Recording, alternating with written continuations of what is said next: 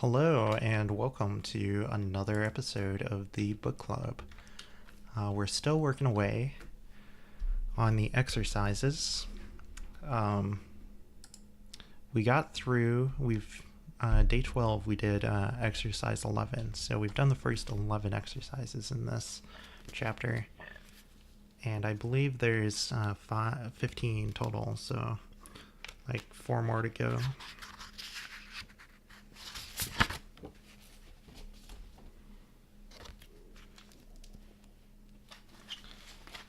Alright, and let me fire up Milton here as well. So let's see, is this something I need still? No, it is not.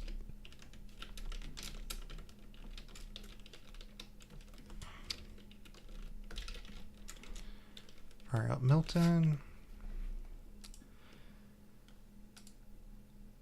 And I don't need this, but I'll probably repurpose this at some point, so I'm just going to leave that open.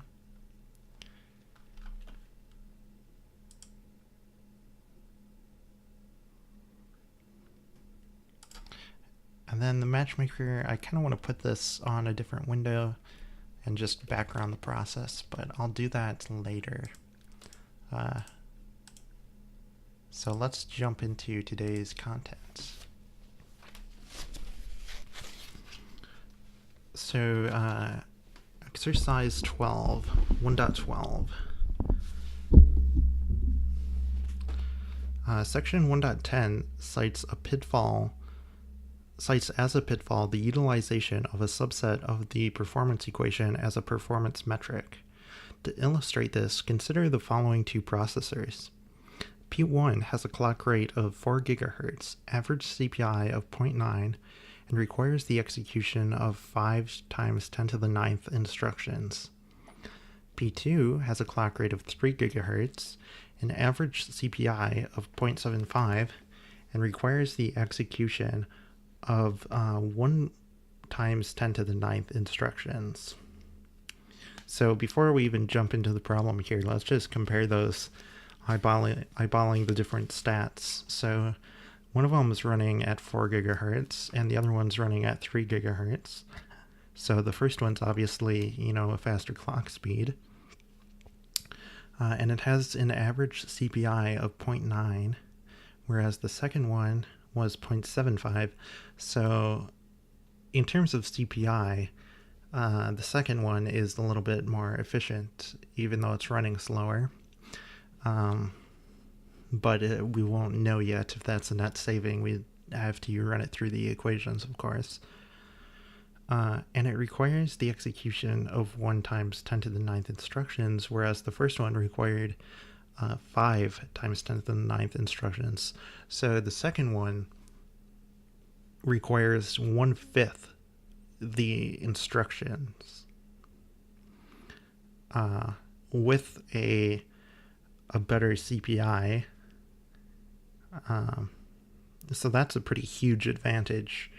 So just looking at that alone, I would imagine that makes up for the 1 GHz difference in their clock speeds. But, like I say, we'll actually have to run it through the equations to know for sure. But if we're just talking CPI and instructions, processor 2 definitely has a big advantage there. It's just that it has a slower clock rate.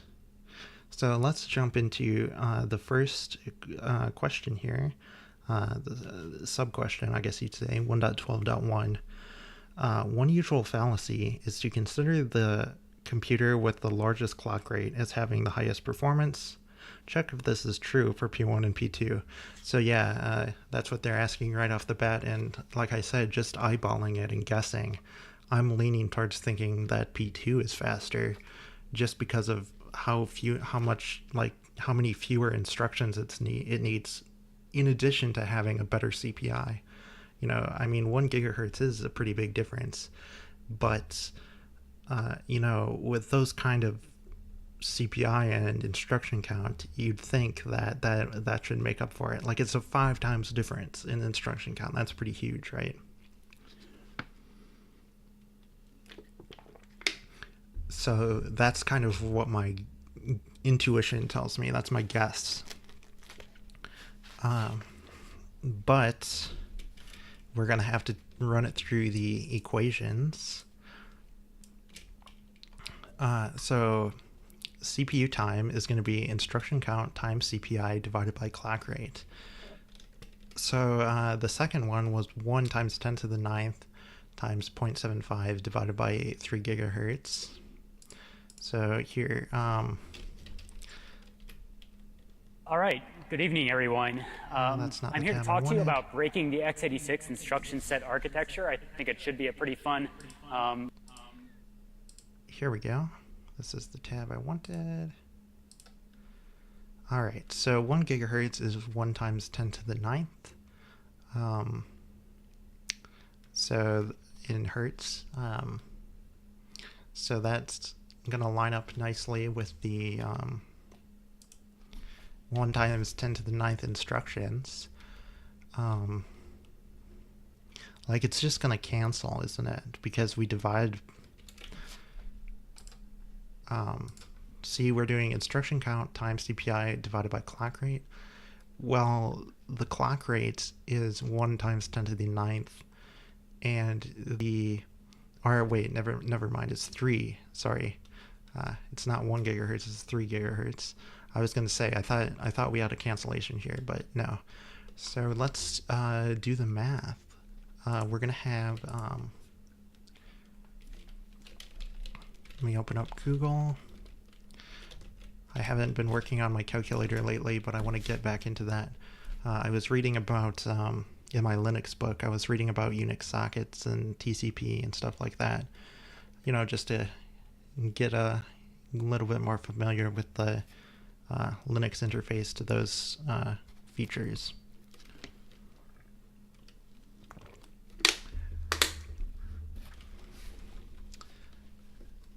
But anyway, back to what we're doing. So I believe I said it's 1 times 10 to the 9th, and I'm just going off memory here, so I might be wrong. We'll have to double check things, but I believe it's 1 times 10 to the 9th, and then we're taking that times the CPI. So the CPI, I believe, was 0.75, and all of that needs to be divided by 3 gigahertz, which is going to be 3 times 10 to the 9th and that should give us the time. So let's see, did this do everything I wanted correctly? No, it did not. I need parentheses here.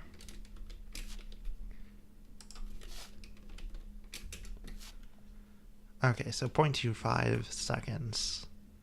A quarter of a second is the execution time for this particular processor, for this example program. Let's double check that. So instruction count times CPI divided by clock rate. So that's what I did. Let's check the values here. 3 gigahertz, that's what I did. CPI at 0.75, that's what I did. And 1 times 10 to the 9th instruction. So yeah, a quarter of a second would be the answer there. And then for P1, it was 4 gigahertz, 0.9, and 5 times 10 to the 9th instructions. So this becomes 4 gigahertz. Here's 4 gigahertz, and this becomes 0.9 for the CPI. And then instead of 1 times 10 to the 9th instructions, we have 5 times 10 to the 9th instructions. See how long that takes. So double checking here. 4 gigahertz, yes. CPI at 0.9, yes. 5 times 10 to the 9th instructions, yes. So it would take 1 and, what is that, an eighth? 1 1/8 of a second or something like that. So clearly the second one is indeed faster. Just as my intuition expected.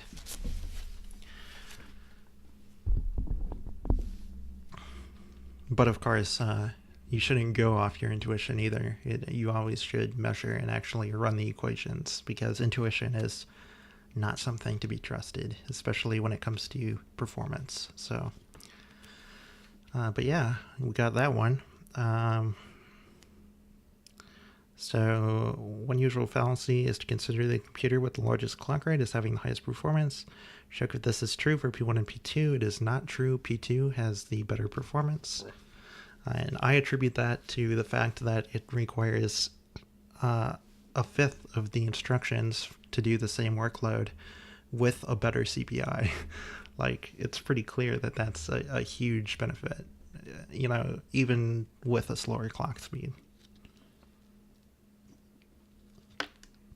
But of course, obviously, at some point, the clock speed would, you know, overtake it. So, like, let's just, for the sake of demonstration here, let's go back to the 0.75 CPI, the 1 times 10 to the 9th instructions, and then the 3 gigahertz. So this is what we had. Now, if we lower the gigahertz even further, so let's try 2 gigahertz, and let's try 1 gigahertz. Right, well, that one's obvious because it cancels. So let's try dropping into the megahertz range, and we're just, you know, I just want to like eyeball it and see how far we need to go to get the performance, like the same or worse performance.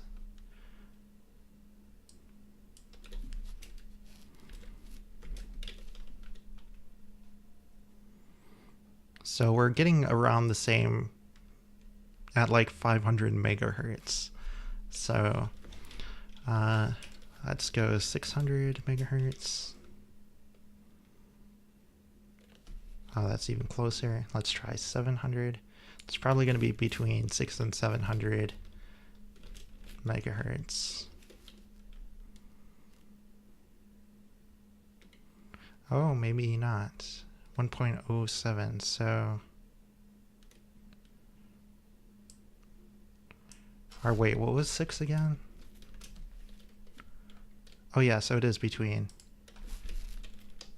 Let's try 650 megahertz.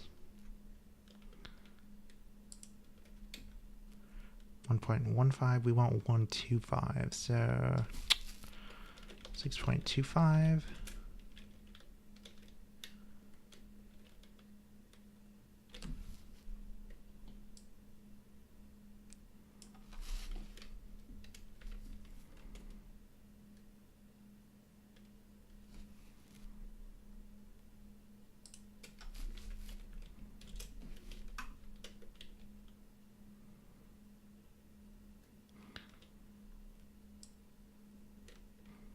But I mean, it's somewhere around like 625.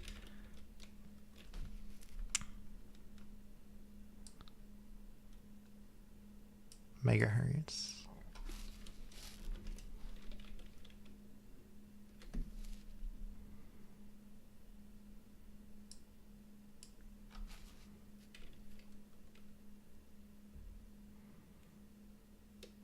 Or wait, we want 1.125, don't we?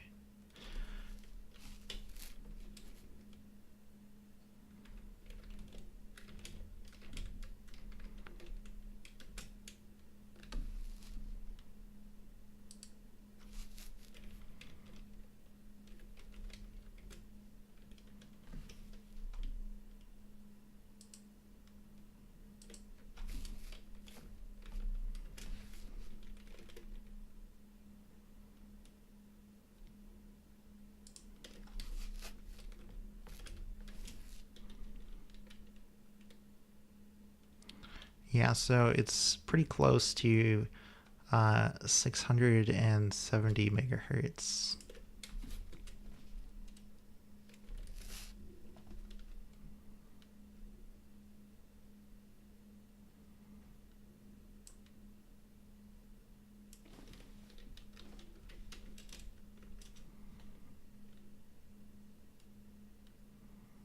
Or wait, I'm going the wrong way.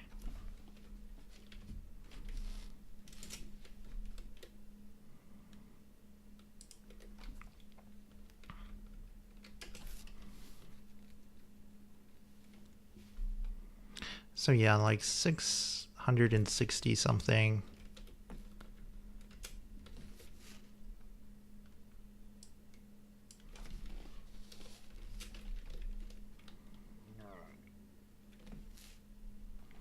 Like, let's call it about 667 megahertz. That's not exact, but just by, you know, trial and error eyeballing it, like, you'd have to drop the speed of the processor down to, you know, 667-ish megahertz to get equivalent performance to the first processor. That's how much of a difference the CPI and the instruction count made, right? Like, that's a pretty huge difference. 4 gigahertz versus, you know, 667 megahertz, right?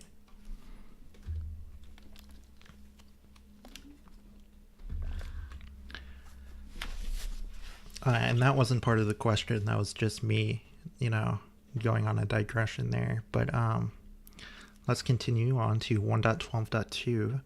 Another fallacy is to consider that the processor executing the largest number of instructions will need a larger CPU time. Considering that processor P1 is executing a sequence of 1 times 10 to the 9th instructions, and that the CPI of processor P1 and P2 do not change. Okay, so they're saying if processor P1 is executing 1 times 10 to the 9th instead of 5 times 10 to the 9th,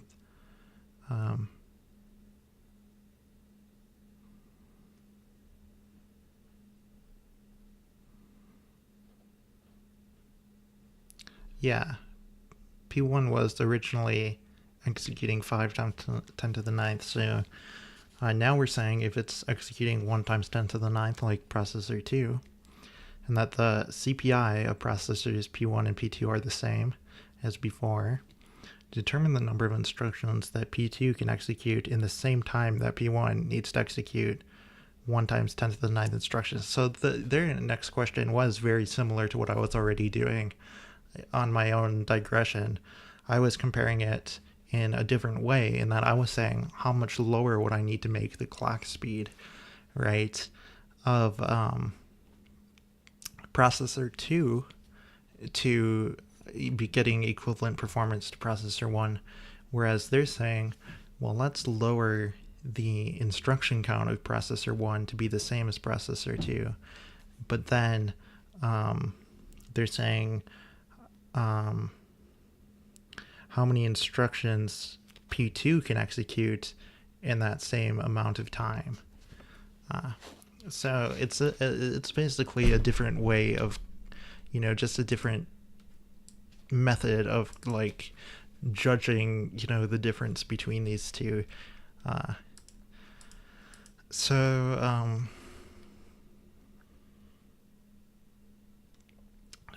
We're doing 1 times 10 to the 9th times 0.9 CPI for processor 1. And then we're dividing it by 4 gigahertz. So this should be 4, and then I need to up the power.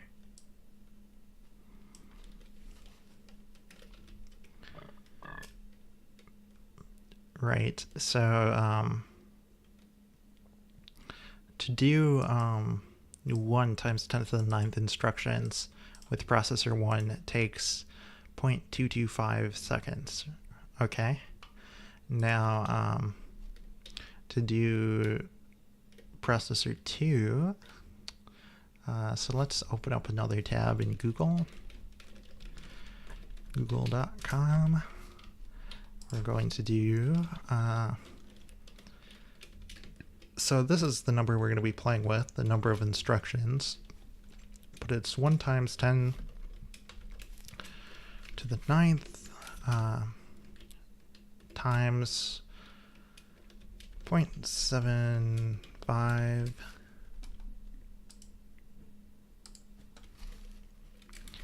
and now we're not going to mess with the clock speed. We're going to keep it at 3 gigahertz.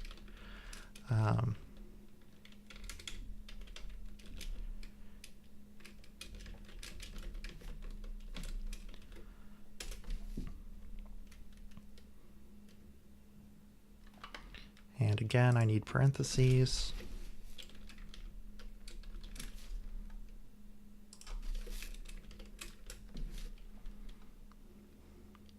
So that takes 1/4 of a second, whereas this one is doing the same number of instructions in a little bit less than 1/4 of a second. So this processor is going to need to do a little bit less than 1 times 10 to the 9th instructions. So let's switch it down to megahertz. Let's say 900 megahertz to start off with. So there we go. It would be 900, or I mean not, I was thinking of hertz, but 9 times 10 to the 8th instructions is how many it could do in that time. And I didn't do algebra there. I just you know, eyeballed it playing around in the equation in Google to get the answer. But to do the algebra, let's write that out quick. It's not very hard.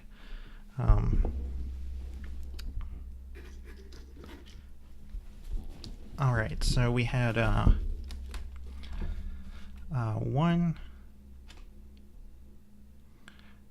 times 10 to the 9th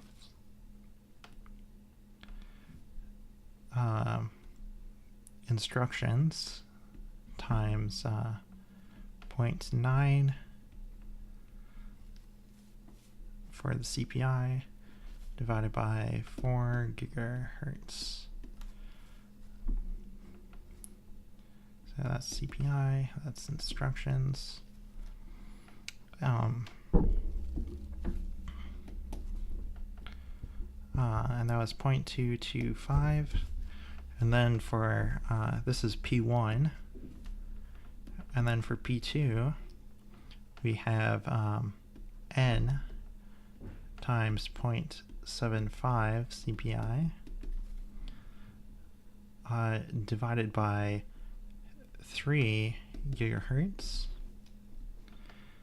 And then we're saying we want to do how many instructions in the same amount of time. So we set this to 0.225. And now we can say this 0.225 times 3 gigahertz, and that cancels this. And then we'd say divided by the 0.75 CPI. So we divide by 0.75 CPI, and that'll cancel that, and we should get N is equal to this number here, and that should be the same as 9 times 10 to the 8th. So let's just confirm that. So we're doing, let's see here, 0.225 times 3, 0.225 times 3, and this needs to be 3 times 10 to the 9th, 4 gigahertz. It would help if I could type. So 0.225 times 3 times 10 to the 9th, and then we divide that by the 0.75 CPI.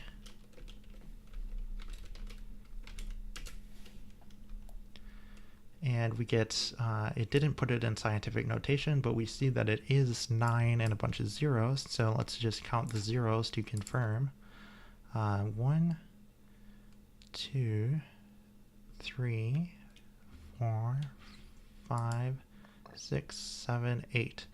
Yeah, so 9 times 10 to the 8th, which is what I got just eyeballing it.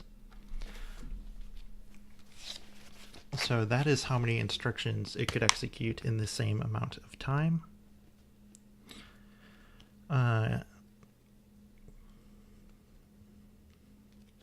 So the point they're making there is they're saying another fallacy is to consider that the processor executing the largest number of instructions will need a larger CPU time. And they're pointing out that when the instructions are the same, even though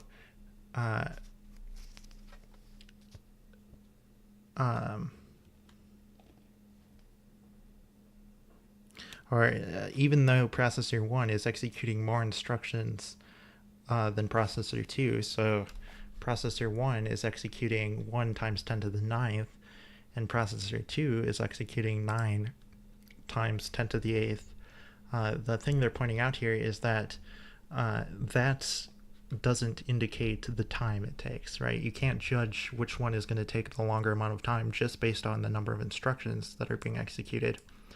Because even though these ones are executing different amounts of instructions, they're taking the same amount of time, right? And that's, to me, that's very obvious, but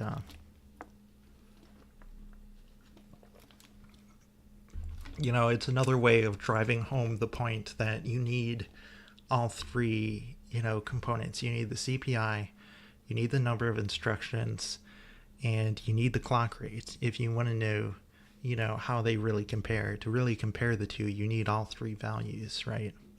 That's the point they're making.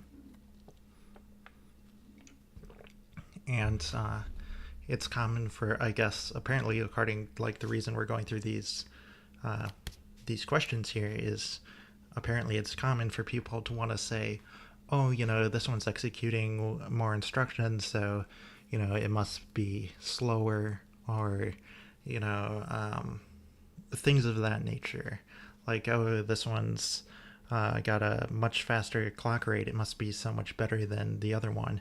It's like, well, not necessarily. And that's probably, to me, that one is the most common that you would see, because that's what's advertised on the box. You know, when you go and get a processor, you know, you're not thinking about, well, what's the CPI of the instructions, and, you know, how many instructions am I going to need for, you know, various programs. Like, what does the instruction architecture look like? You know, what kind of instructions does this processor have, and what's the CPI for those instructions? And, you know, like, those are the factors that, in order to really understand the performance of the processor, those are the factors that you actually care about.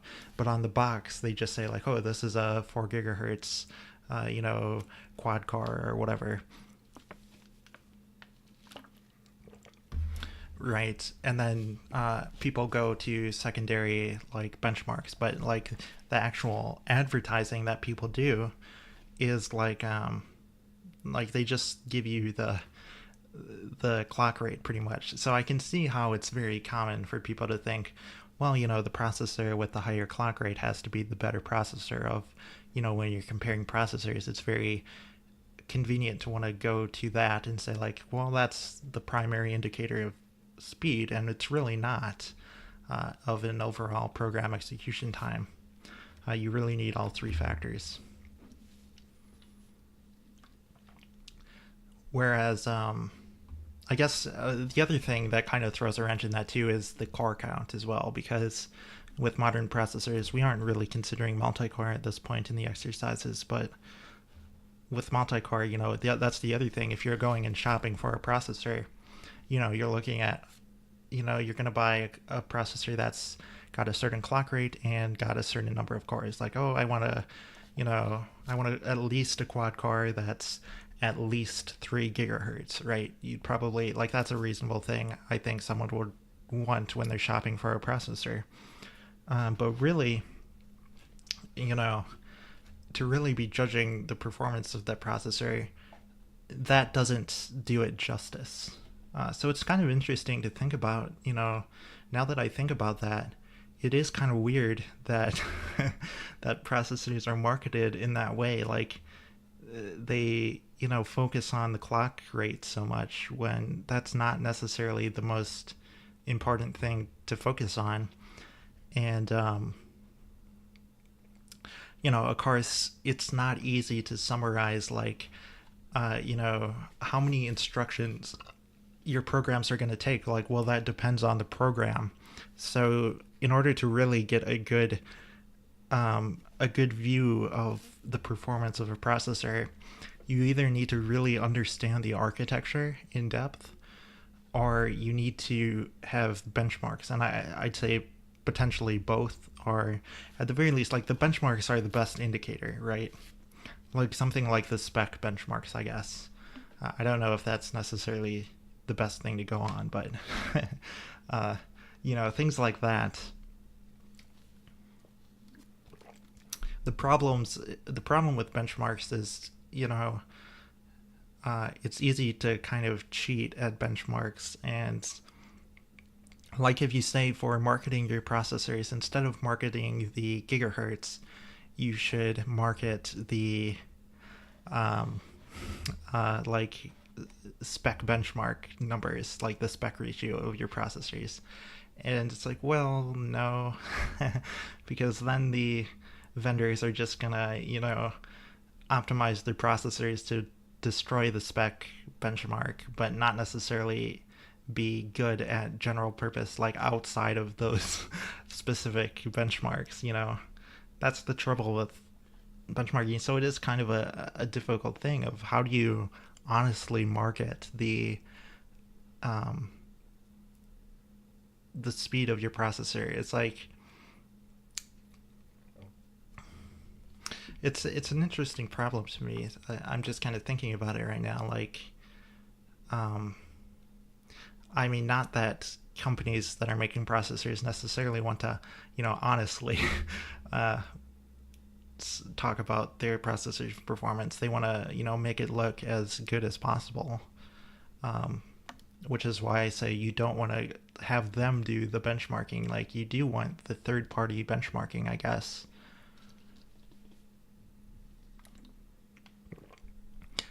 But like, what would be the most honest way for the actual processors to list their specs, is what I'm getting at, I guess. Like, I guess they should list the speed, of course, the clock rate, as they already do, but then they should also put up the average, like, CPI of the instructions. Although I guess that's not necessarily good either, to do the average across the entire instruction set architecture, especially for a complex architecture like x86. You wouldn't necessarily want to say, well, here's the average CPI across the entire architecture, because there are going to be crazy, slow, complicated instructions that are doing a bunch of microcode under the hood, and there are going to be very simple instructions that are very fast as well. And so an average isn't necessarily a good metric there. And that kind of gets into statistics, I guess. So they could list, like, the different classes of CPI for their instructions. I guess it's kind of a hard problem. So I guess I understand why so much emphasis is put on clock rates, because historically it was more important. And just, I think, the historical reason for marketing the clock rate, and the just because it's a simple number that people can kind of judge on and get a feel for. You know, it does give one part of the picture at least. So I don't know. Anyway, that was a long digression, but let's go on to the next thing here. So I think we discussed 1.12.2 pretty good. So we're still talking about fallacies here, I guess, going on to 1.12.3. A common fallacy is to use MIPS, millions of instructions per second, to compare the performance of two different processors. And we already saw that earlier on in, I guess it was section 1.6 or 1.10. One of those, we definitely already looked at that of, we went over MIPS and saw how it's not a good indicator of performance. But I guess they're going to have us review it and do a little exercise here. So to compare the performance of two different processors using MIPS, consider that the processor, they're still saying the common fallacy is to use MIPS to compare the performance of two different processors and consider that the processor with the largest MIPS has the largest performance. Check if this is true for P1 and P2. Okay. So let's go back to section. I don't think I wrote down. I'm pretty sure I didn't write down the MIPS equation in Milton. Let me just look around here.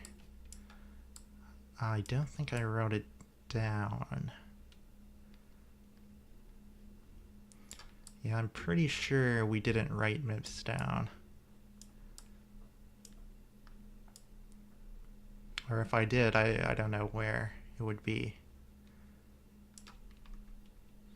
But I'm pretty sure. So let's check the book. So I think it was, it said in the question that it's references 1.6 and 1.10. So let me check 1.6 first, I guess.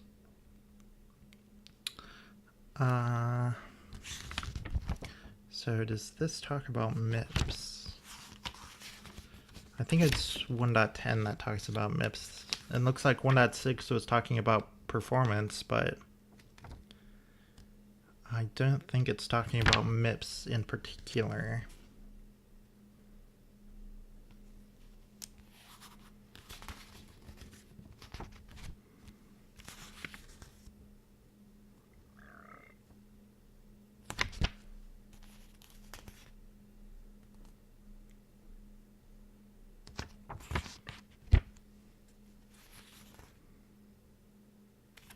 Let's check 1.10. Yeah, this is the one right here. So it says MIPS is equal to instruction count divided by execution time times 10 to the 6th. So,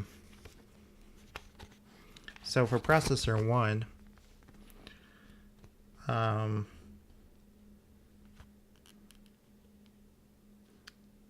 so let's go back to here. I'll write down what MIPS is so we don't forget.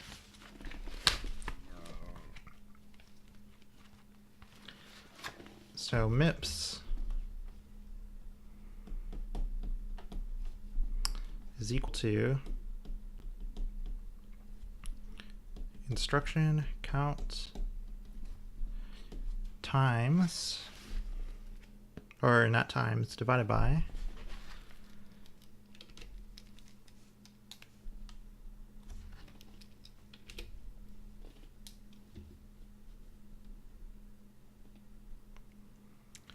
and then it's execution time times 10 to the 6th.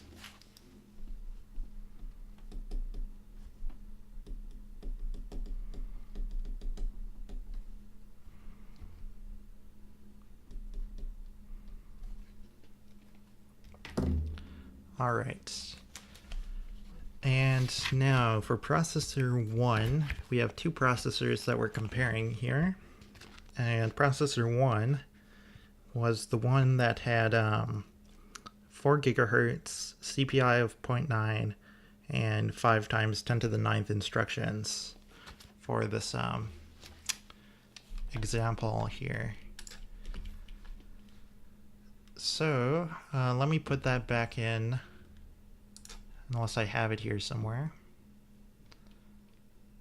So let me change this back to 5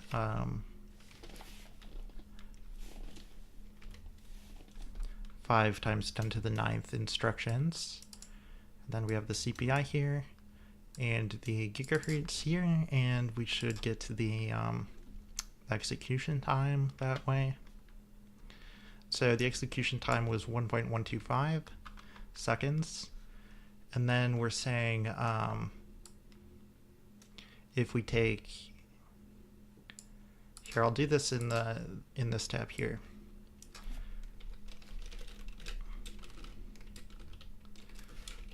So if we say 5 times 10 to the 9th instructions, and we're going to divide that to get MIPS. We divide it by execution time, which is 1.125 seconds. And then that needs to be times times 10 to the 6th. And I need that in parentheses.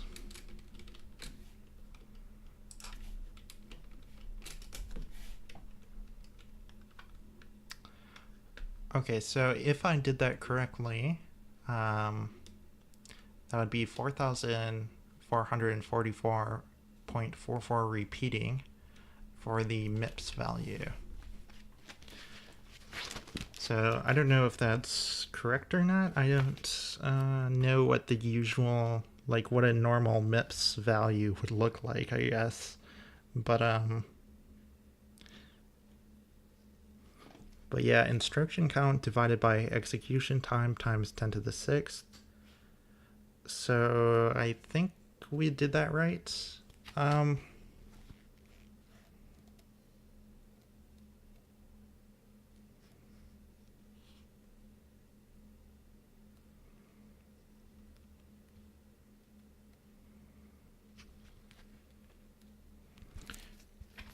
So I'm going to roll with my number there. I believe it's correct as far as I can tell.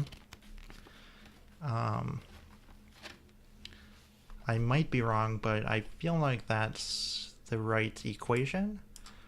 I just felt like that's a kind of a random number there. But okay. And so yeah, we want to compare the MIPS value of this with the MIPS value of the processor 2. So if we go over here and do processor 2's execution time, it had 1 times 10 to the 9th, 0.75 for our CPI, and it had 3 gigahertz. So its execution time was 0.25 seconds. And then we're going to say, instructions, which would be this, divided by 0.25 times 10 to the 6th. So it gives us a MIPS value of 4,000. So the MIPS value for the first processor was 4,444. The MIPS value for the second processor was 4,000. The idea of MIPS is like bigger is better. That was the idea. But of course we saw that really processor 2 is the better of the two. So we see that it is indeed a fallacy that the MIPS value does not actually properly reflect the performance of the two different processors. So the question was, a common fallacy is to use MIPS to compare the performance of two different processors and consider that the processor with the largest MIPS has the largest performance. Check if this is true for P1 and P2. It is not true for P1 and P2. Processor 2 has a smaller MIPS value, but it actually has better performance. So, yeah. Next, we have 1.12.4.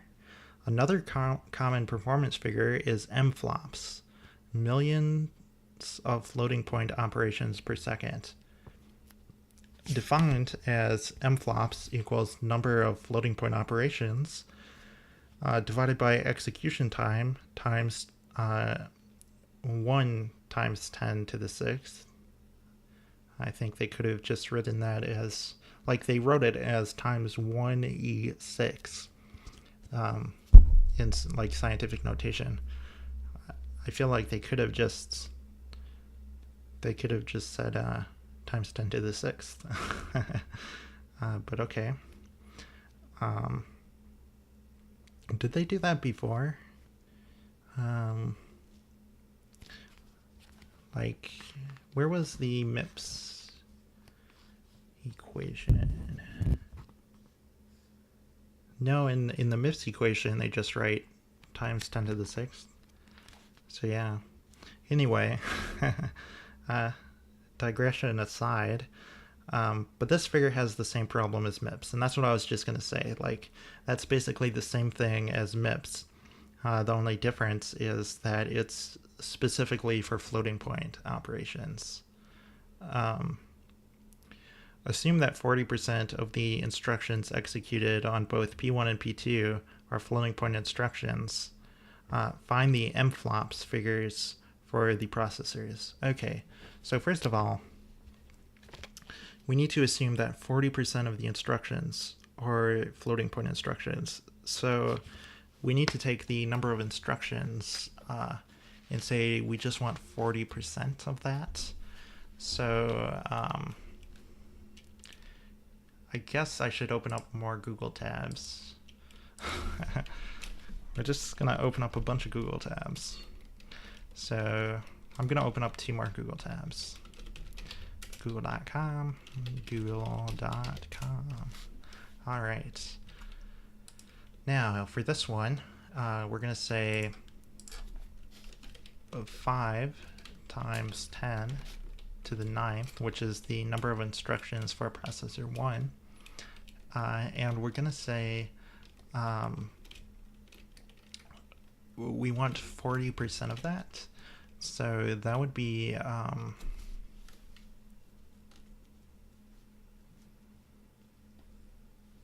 times 0.6, right?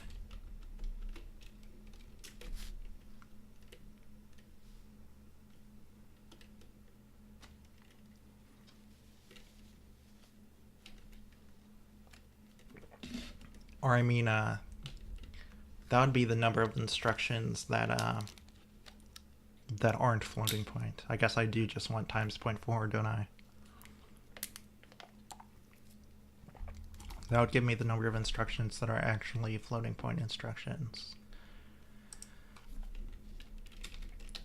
So times 0.4. So 2 times 10 to the 9th. Let me count the zeros here. 1, 2, 3, 4, 5, 6, 7, 8. Yeah, 2 times 10 to the 9th. If I counted my zeros correctly. And then we want this one. So this was 1 times 10 to the 9th. And we're going to say times 0.4. Oops, I got an extra point in there.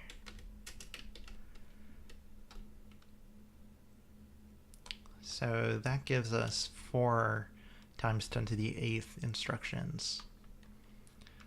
Okay, so we know how many instructions we have that are floating point at this point, and now we just need to do the equation, which is number of instructions. So let's take these values and wrap them in parentheses. And this is processor 2, so we're dividing it by 3 gigahertz. Or we want the execution time. So in that case, we want the execution time of just the floating point instructions, I guess. So first of all, let me check here. We're saying the CPI is the same, right?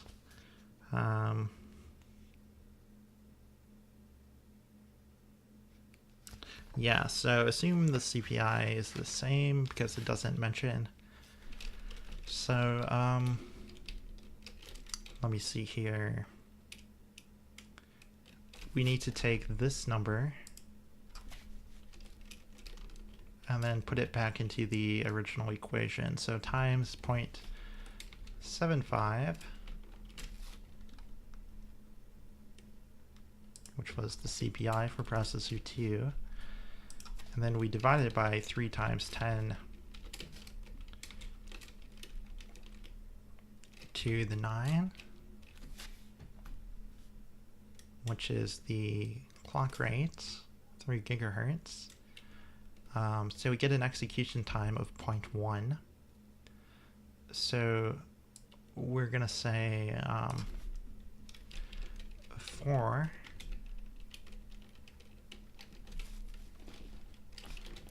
times 10 to the 8 divided by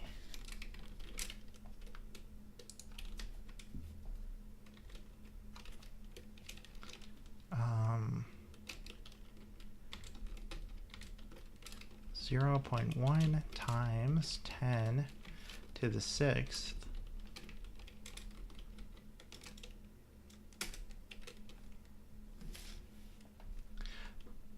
So that gives us 4,000 MFLOPS. And then for the other one, so we have this number here is the number of instructions, floating point instructions specifically, and we're going to take it times the 0.9 CPI.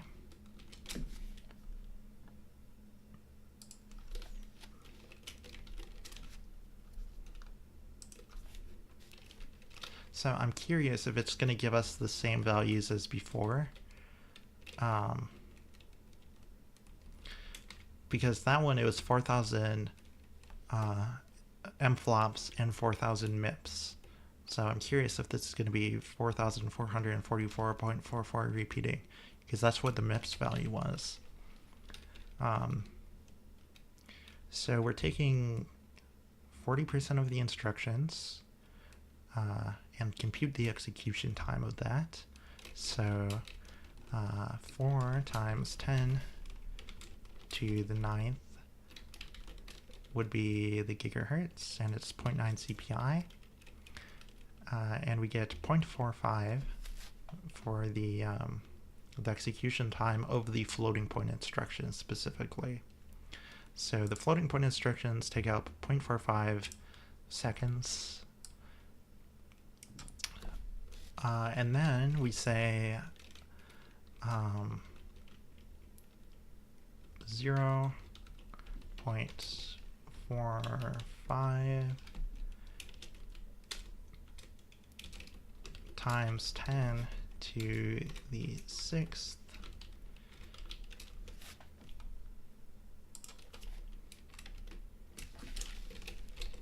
I shouldn't have deleted the got rid of the previous expression, but now I need that, so I have to type it in again. It was 5. Here, let's put a couple parentheses because we're probably going to need it. 5 times 10 to the 9th That was the original number of instructions, but then times 0.4 for 40%. So yeah, that should be right. Yeah, and it gave us the same answer. So let me know in the Risky Business COAD 1.13 exercise thread if I made a mistake here, because I got the same value for MFLOPS and MIPS, which makes sense to me that I got the same value because all we did was take 40% of the instructions and we didn't change anything else. Like the equation for MFLOPS is exactly the same as the equation for MIPS. The only difference is MFLOPS, it's only floating point instructions, and they told us to get the floating point instructions, just do 40% of the total instructions. So it makes sense that, you know, we'd get the same answers, right? So, I mean, I guess let me know if I made a mistake here and if the values are actually supposed to be different. But I got the same answers, and based on what they gave us in the problem, it makes sense to me that they're the same answers. It feels like it's the right answer, but I just feel like the fact that MFLOPS and MIPS are the same, end up being the same values, makes me wonder if I'm not understanding something wrong, or if I made a mistake or something. I don't know. But anyway, yeah, number of floating point operations divided by execution time times 1e6, that's 10 to the 6th. Same equation as MIPS. Assume that 40% of the instructions executed on both P1 and P2 are floating point instructions. So I wonder if execution time isn't supposed to be, like, I just assumed, here's the thing that's probably wrong about my answer. I assumed when they said execution time in this equation that they meant execution time of just the floating point operations, but they might mean the overall execution time.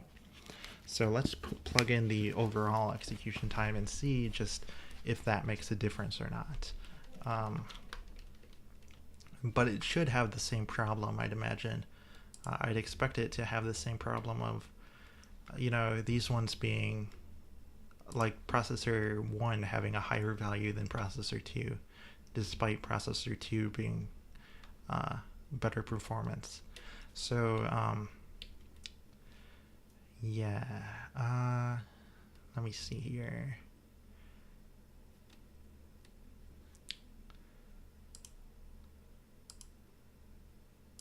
Okay, so here is 40% of this instruction, these instructions, divided by 0.45 times 10 to the 6th. We're going to change that to 1.125 because that's the total execution time as you see in this equation here, right? 1.125 is the total execution time.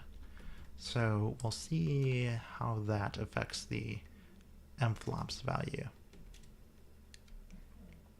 So now we get 1,777.7 repeating MFLOPS for processor 1. And doing the same to processor 2, this value right here needs to be 0.25, I believe. Yeah, 0.25. So the total execution time for floating point as well as non-floating point operations is 0.25 seconds. So if we run that equation again, oh, that's the wrong one, right? Or no, that's right, because I said 4 times 10 to the 8th here. So I just I did the 8th, like I didn't write out the whole computation. I did the computation and then pasted the value in. But yeah, so 1,600 for a processor 2. So we see that processor 1 has the higher MFLOPS value still. So again, let me know in the thread if anyone watches these at some point and you want to discuss it. Let me know if you think MFLOPS is supposed to be just the execution time of the floating point instructions, or if it's supposed to be the overall execution time. I feel like it's probably supposed to be the overall execution time, because if it's just the floating point instruction execution time, then it's literally the same thing as MIPS, right? Like, then there's literally no difference for MIPS. You get the exact same values. So I'm pretty sure that these are the values we're supposed to be using. But either way, they both have the same problem, right? They both give us the same final answer that that the numbers indicate something that's false. The numbers indicate that processor 1 is better, whereas if you actually look at all three metrics that matter, the clock rate, the CPI, and the instruction counts, you'll find that in actuality, the second processor actually performs better.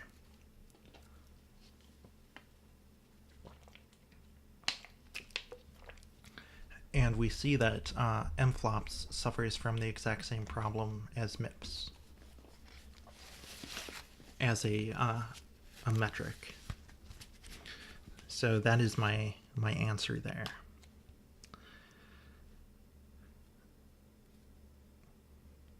Okay, so that was the end of 1.12. So I've got a ton of time tonight. It is, yeah, we still got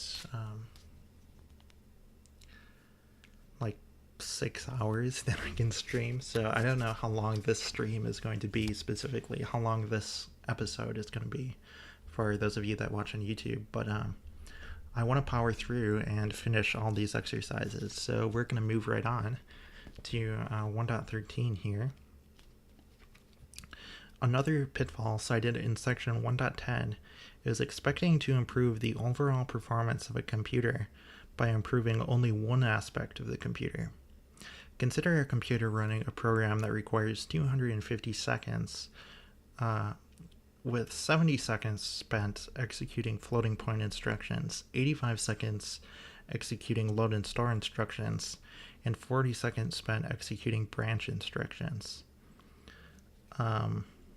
So 1.13.1, by how much is the total time reduced if the time for floating point operations is reduced by 20%?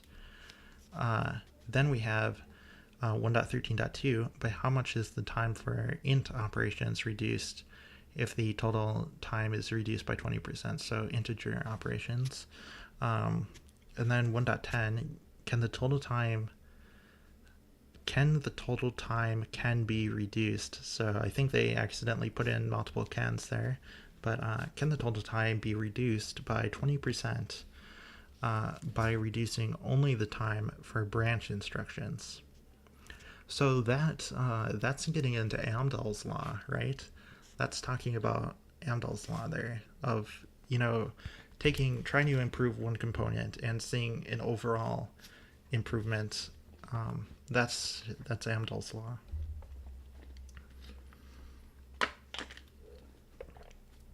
So we know where they're trying to go with this problem, what they're trying to highlight. Amdahl's law is what this problem is about, right? So I guess we should start by writing down the metrics they give us in the opener of the question. They say the computer requires 250 seconds total. So let's write that out. I'll just go down here. So I'll put it down here. Total is and what did we say it was?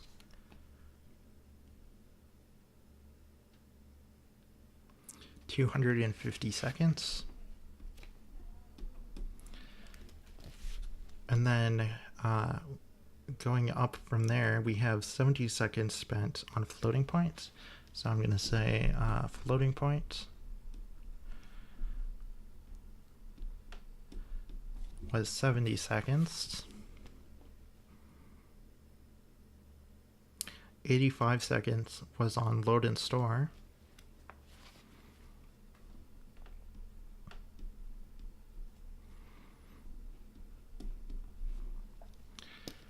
And they also give us a number for branch instructions, 40 seconds.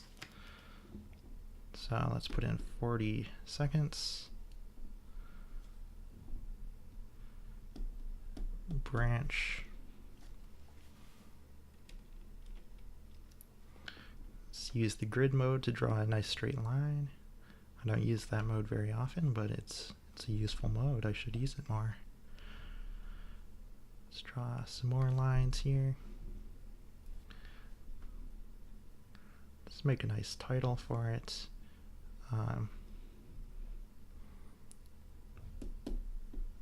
Type time.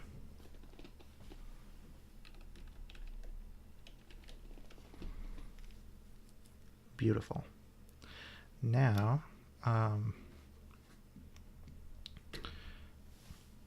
so first of all, they mentioned integer instructions in one of the subproblems here, but we don't see integer instructions in the breakdown that they gave us here. So let me just total these up and see how many total seconds we actually get here.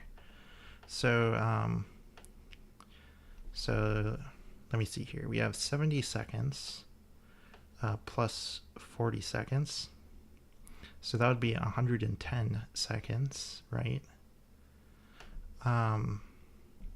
So 195 seconds if we add in the 85. So we have 195 seconds total here, but there are 250 seconds total. So let me break out the eraser here.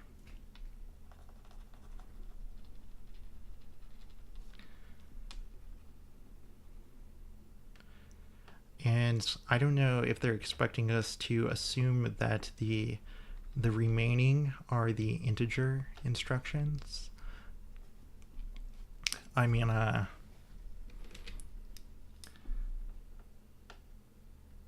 like, I'm gonna put other. And so we said there was 195 seconds worth of those instructions. So we had 250 total minus 195 gives us 55 seconds. So any other instructions that they didn't list fall into that 55 second category there.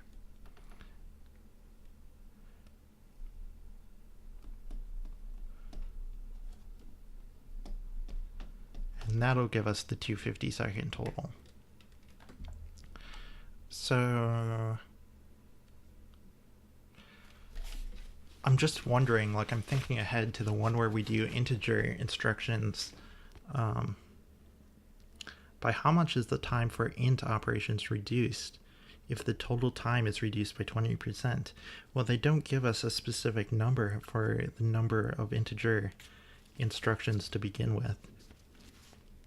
So I think they want us to assume, like, either they forgot to list the time that is taken by the integer instructions,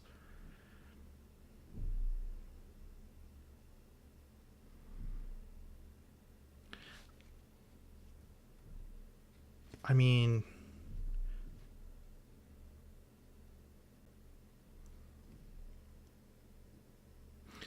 it feels like a mistake in the book.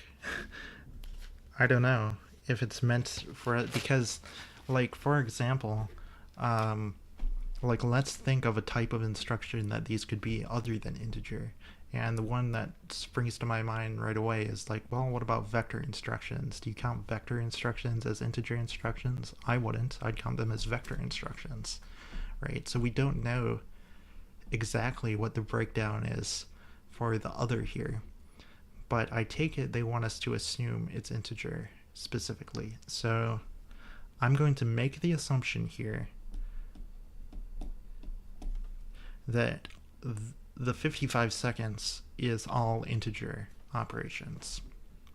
Moving forward, we're going to work with that assumption. And this is a perfect example of the kind of thing why I don't like homework problems, why I've never enjoyed this kind of thing that we're doing right now, going through these exercises, which you've probably noticed by my procrastination on doing them. It's been like, I don't know how long ago we started these, and we're still on them, right? Because I just, it's not for me, this kind of thing. And these homework problems, like, they give you a lot of things where it's like, the one we were discussing with Miblo, like, that question is just like, it's really frustrating, because, like, imagine yourself if you were actually in college, right? If you were actually going to college, taking a course, and say you're trying to get like a 4.0 GPA, or whatever. Is GPA the term? Grade point average, GPA. You're trying to get one of those, right? So you need to get like, I assume a 4.0 means you need to get like perfects on everything or something. I don't know, because I'm not a school person, right? But assume you're trying to get perfect scores on your homework, right, for college, and you're going through this book. You're taking like a first year course in computer science, and they're having you go through computer organization and design, and you need to do all the exercises, and you're doing chapter 1, and you run into a bullshit question like this one that we talked about with Miblo, like, how can you expect to get perfect scores on that question when it's such a bullshit question?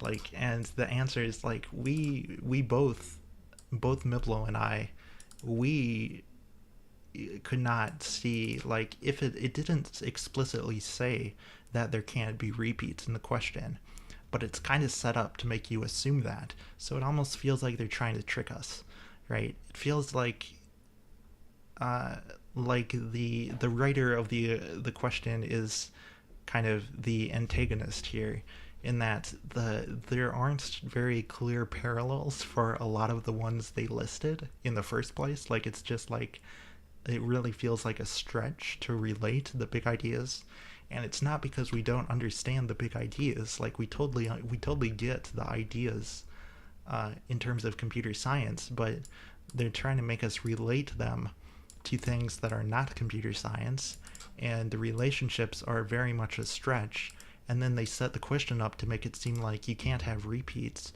which makes it even more of a stretch if you're doing process of elimination like me and Miblo did. We ended up with some that just don't make sense. Like, both of us ended up with things that we listed as parallelism that are like, well, that doesn't make sense.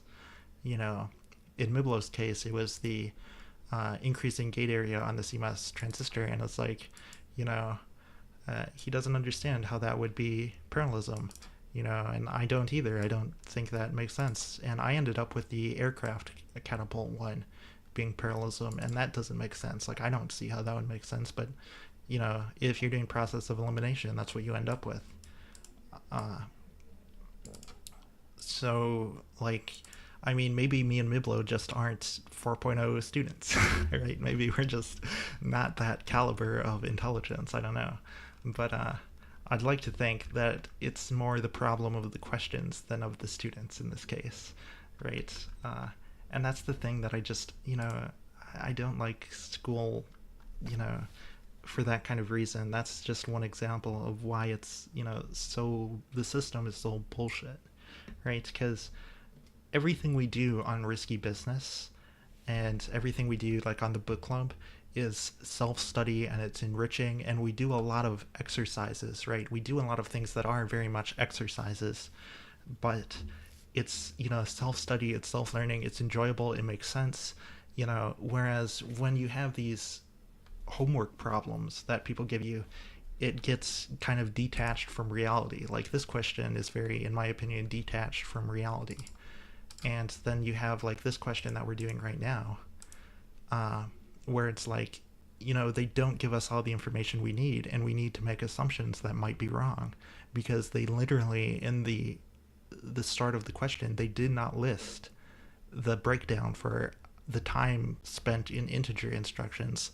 And then one of the subproblems is about like changing something and seeing how it affects the time of the integer instruction specifically. And it's like, well, it's literally impossible to know that if you don't give us the time for the integer instructions. We can assume that it's the other instructions that aren't accounted for in your breakdown, but that's an assumption that might be false if there are, for example, vector instructions or other types of instructions that don't fall into these categories. We just don't know.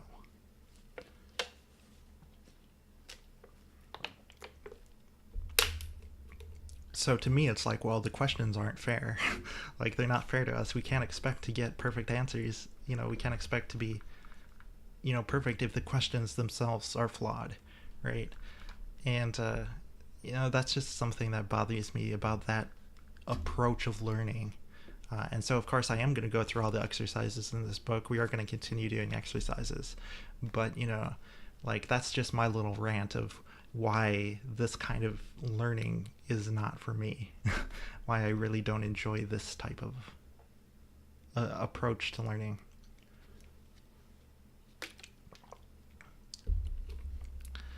So anyway, let's continue on with this question here.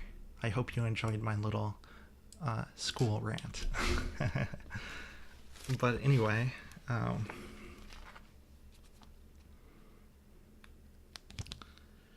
let me see here. So we're on 1.13, and we wrote down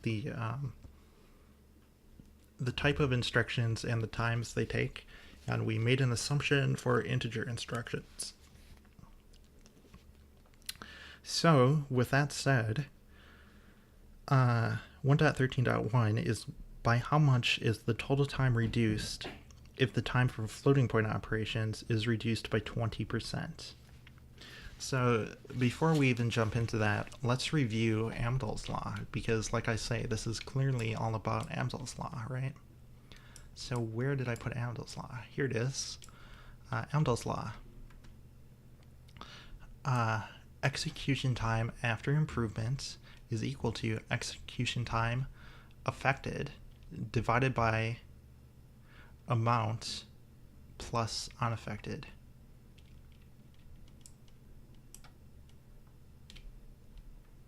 So that's not super clear to me what I wrote there. So let me reference in the book. I'm sure that's chapter 1.10, right? So where do we have Amdahl's law in here?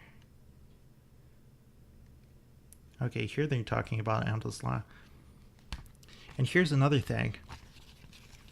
Like in chapter 1.10, they listed Amdahl's law before the stuff about MIPS, but we're doing a question like that's about Amdahl's law after a question about MIPS. So it's like it's not even following the structure of the chapters properly. It's like jumbled up. So I have to apologize if the person who wrote the questions ever watches my series here. I apologize for being so hard on you, but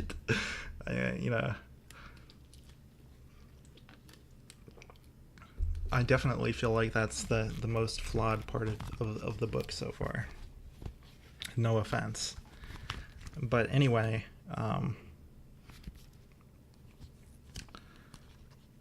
so let me see here. So Amdahl's law, here they listed it. I kind of gave it shorthand, but here they give you the full thing. So execution time affected by improvement divided by amount of improvement plus execution time unaffected. Okay, so the execution time affected by the improvements would be, in our case, we're doing a 20% improvement to a floating point. And the floating point was, let me see here.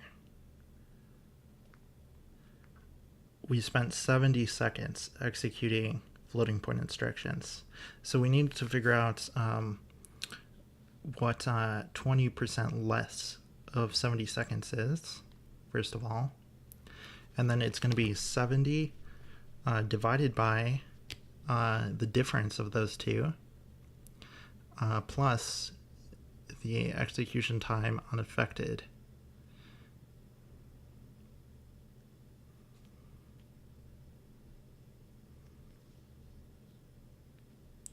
Well, first of all, the execution time unaffected would be the total execution time minus the 70 seconds, right? Because originally there was 70 seconds spent in floating point, so execution time unaffected would be the total minus the floating point, the original floating point. So here, let me bookmark this page here.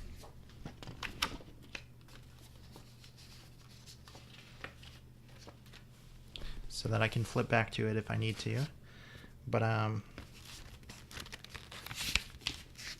okay, so going back to our problem. Okay, here we go. So we have 70 seconds, 250 seconds total. So we're saying execution time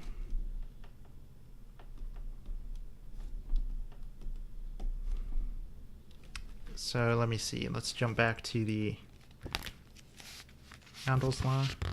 Execution time affected by improvements divided by amount of improvements plus execution time unaffected.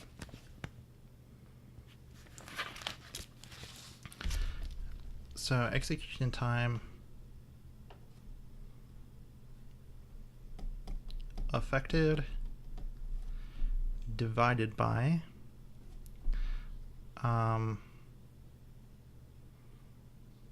I'd call it just the difference, right?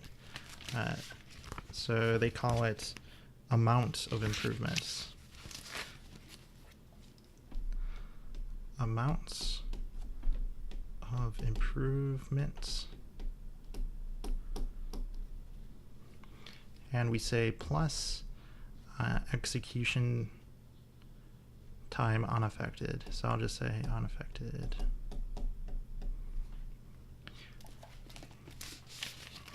Okay, I can unbookmark this now.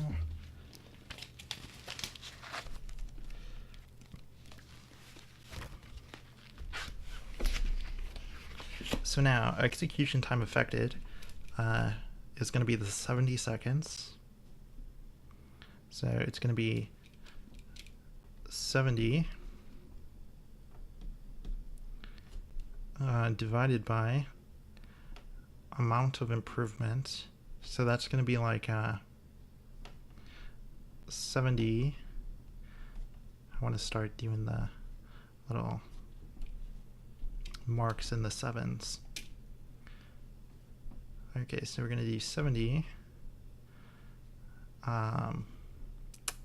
minus, so if we calculate the amount of improvements, that's going to be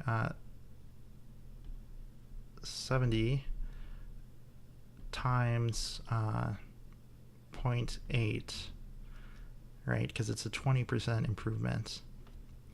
So 70 minus 70 times 0.8, and it's taking 70 divided by that, plus the time unaffected, which is 250,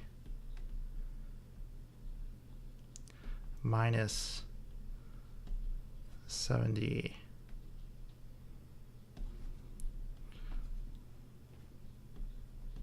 Make it clear that that's a plus.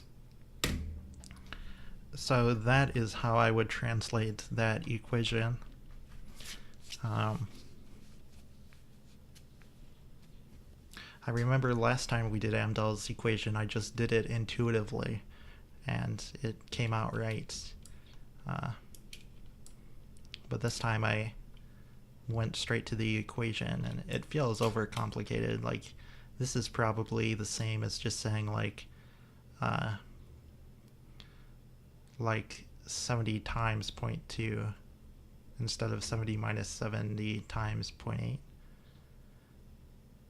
Let's just Wolfram alpha that. So if we say A divided by A minus A times B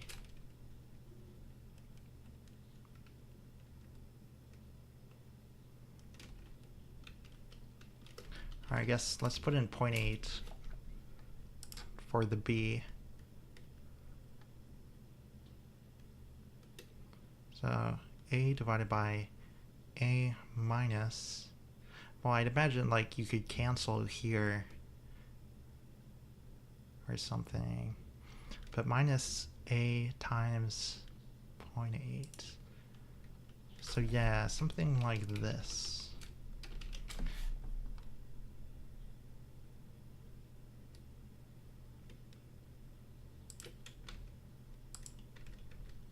I want to see what Wolfram alpha does to it.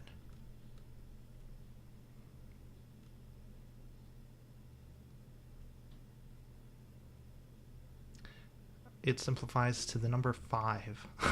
So they were able to fully eliminate A, for A does not equal 0, of course, but they were able to fully eliminate A, apparently, and simplify it down to 5. So if I put in 70, you're telling me the answer will just be 5.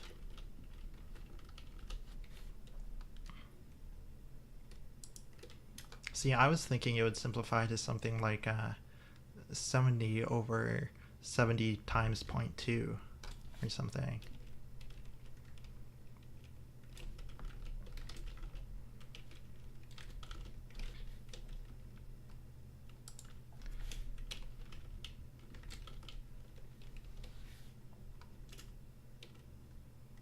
But yeah, that's just 5. But you know, I bet that's right, because if you did 70 over 70 times 0.2, the 70s cancel, and what you get is 1 over 0.2. And is that the same as 5? 1 over 0.2? I feel like that's probably the same as 5, isn't it? I'm sorry for the digression here, but sometimes it's fun to just, you know, play around with algebra.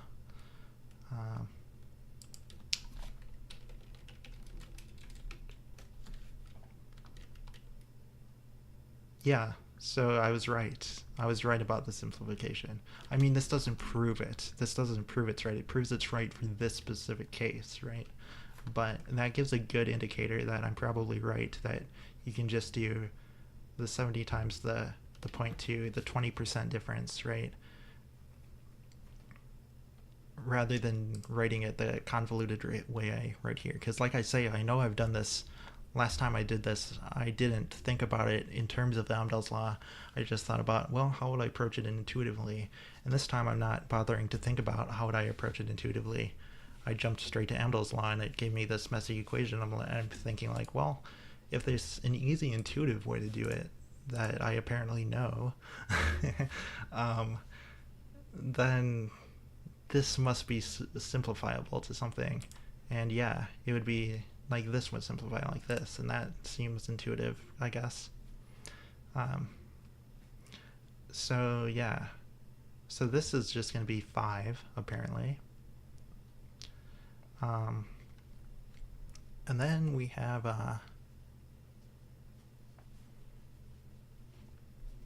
but is that right? Because if that's the case, that would always simplify like that. Like, you wouldn't need to write it like this. You just say 1 over amount of improvement, like 0.2 in this case. 1 over 0.2 plus unaffected would be the same thing. So maybe I'm misinterpreting what they mean by execution time affected, amount of improvement stuff. Let me look back to the example, because yeah, if what I wrote right here is correct, then the equation would be different. The equation would just be 1 over amount of improvement plus unaffected. Hello, Croafa. So let me go back to the example here. It would help if I turn the book the right way up. So 1.10, Amdahl's law. Okay, so what was the example they gave?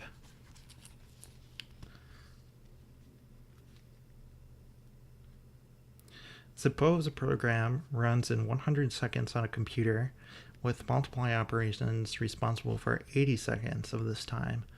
How much do I have to improve the speed of multiplication if I want my program to run 5 times faster?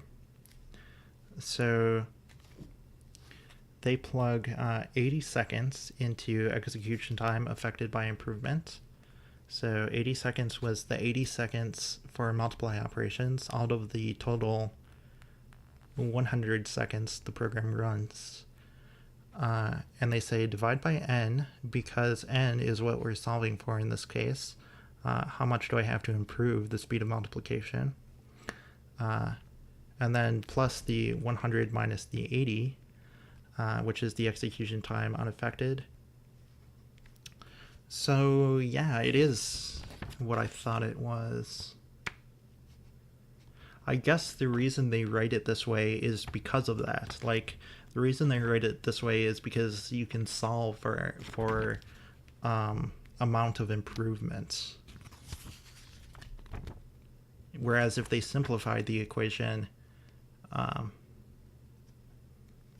guess that wouldn't be the case. Well, wait a minute, though. So if they simplified it to 1 over amount of improvement plus, like, then wouldn't it just be 1 over n plus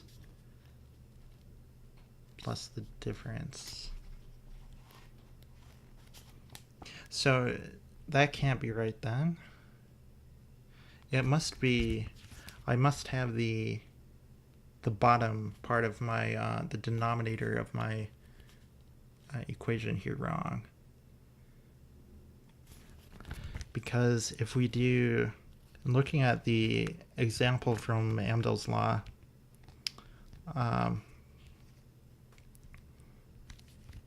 like 80 seconds over n plus, and then that'll just be 20, right? So they say 20 seconds is equal to 80 seconds over n plus 20 seconds. So wait a minute.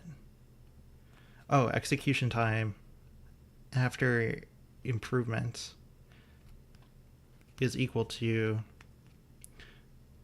this.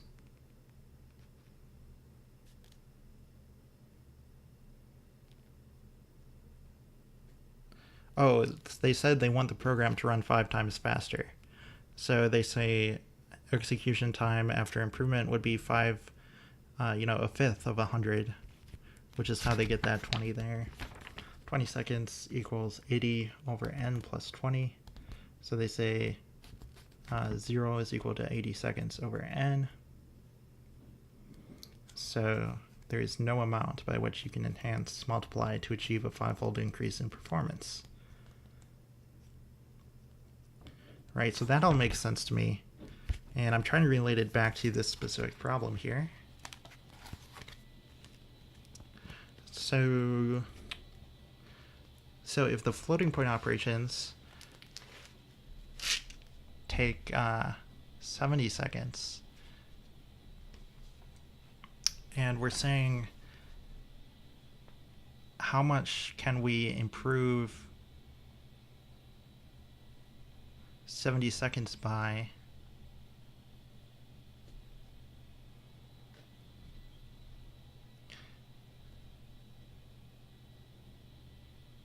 Like, I guess the thing I'm confused about is what's supposed to be in the denominator. Like, what is supposed to represent amount of improvement? Is it just like the 0.2 for 20% improvement? That's what I'm confused about fundamentally here.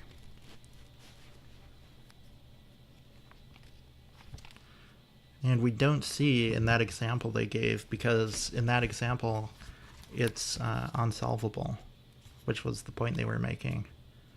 But it would be useful to see an example where we do have an amount of improvement.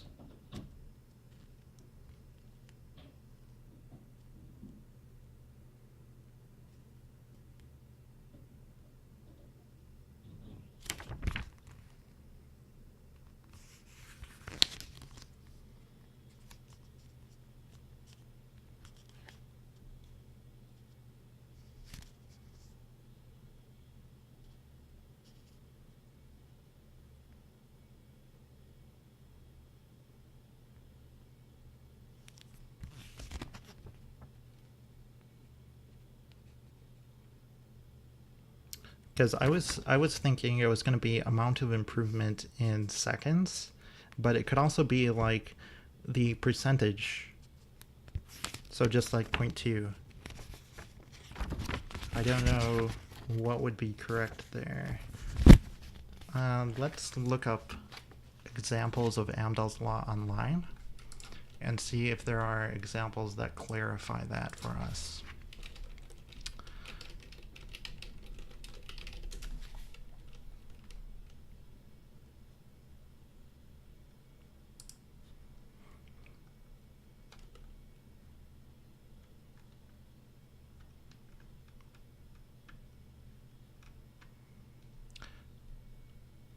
Okay, now I'm thinking it is seconds, because here they do write it as 1 over, but they say 1 minus p plus p over s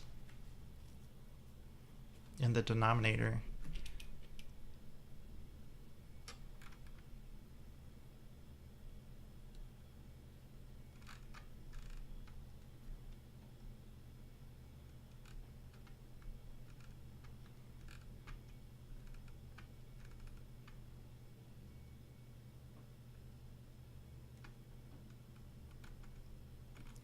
So that's not particularly helpful in that they write it in a completely different way.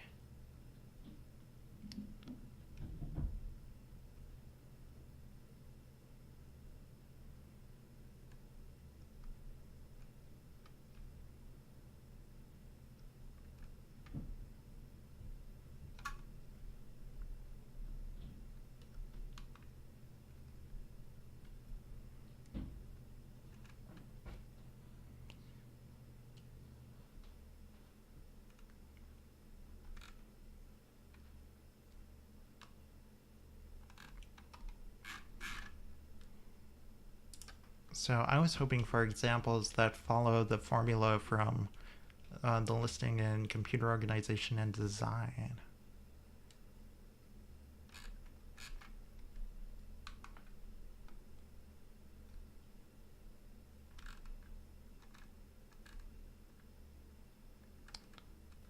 But they should be mathematically equivalent. So if we have to, we could work out the algebra to show the equivalence of the two, and that would allow us to talk in the language Wikipedia is using.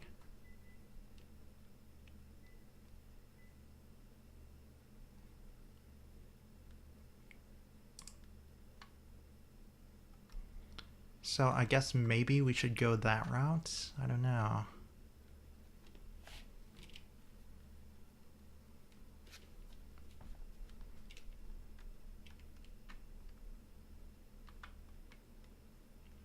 So they're using S latency is the theoretical speedup of the execution of the whole task. S is the speedup of the part of the task that benefits from improved system resources. P is the proportion of execution time that the part benefiting from improved resources originally occupied.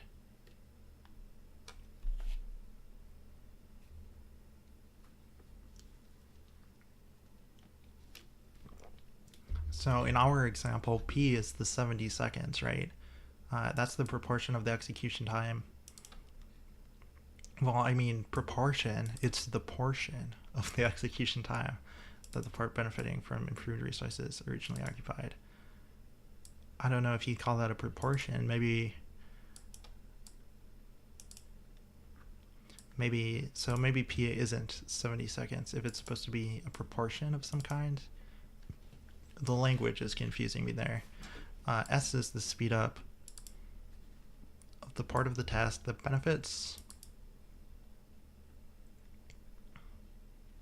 So S in their equation is like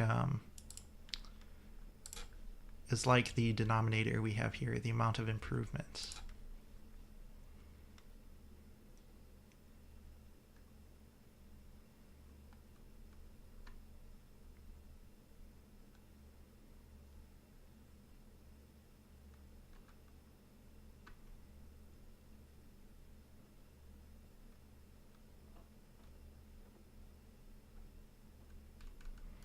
I feel like Wikipedia is overcomplicating this.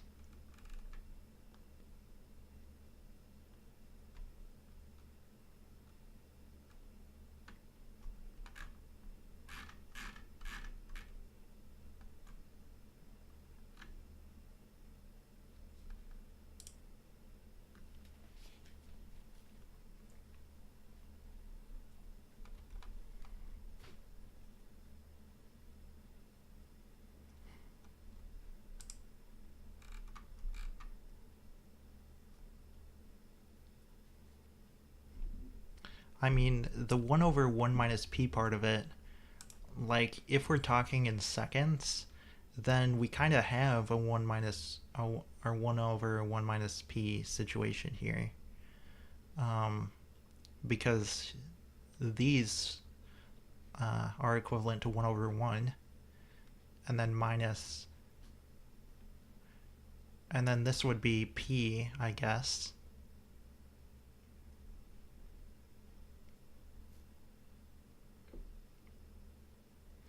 But then the full equation they have here is plus p over s in the denominator, whereas we have plus the unaffected on the outside.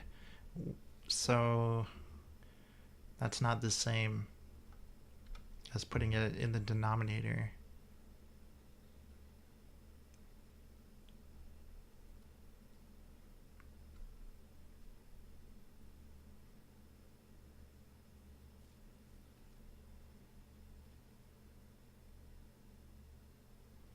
And the other thing is their equation isn't talking about the unaffected at all. They write it only in terms of the affected, right? Because S is the speed up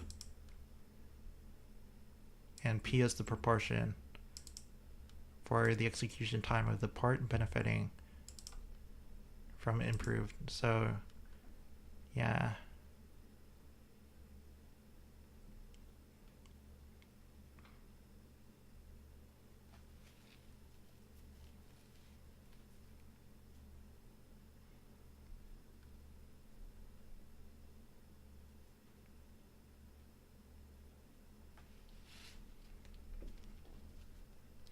I mean, I guess you could say plus unaffected is kind of like the same as the inverse of affected. But I don't think that means you could do 1 over affected either.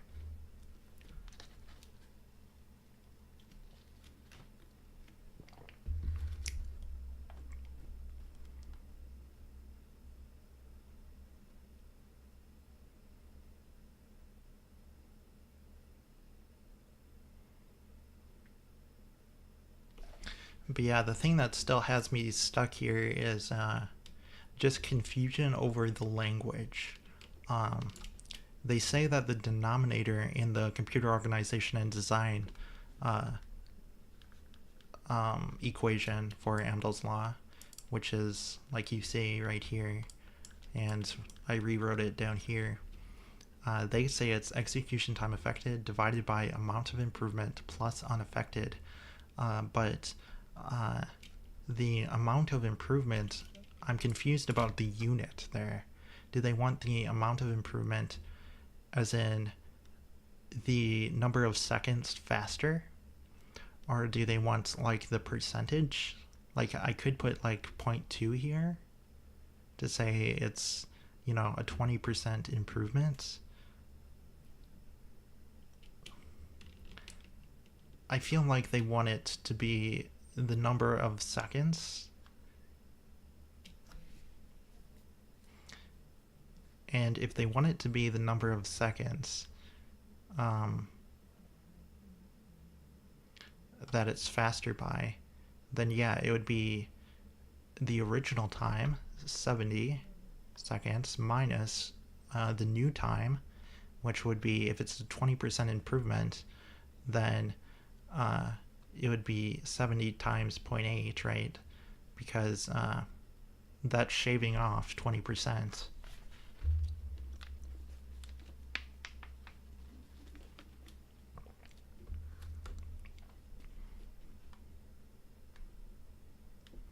And so what that is saying is well, I mean, let's actually do 70 minus 70 times 0.8, I guess.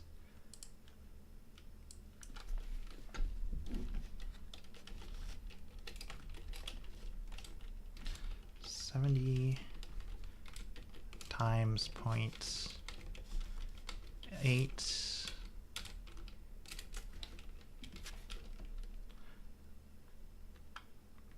So that's saying there is a 14 seconds difference. It's 14 seconds faster if you shave off 20% for just the floating point. So then you're saying execution time affected, so that's the original 70 seconds, divided by the new 14 seconds, and that should give you 5. So 70 divided by, or I mean the 14 seconds that we shave off of it.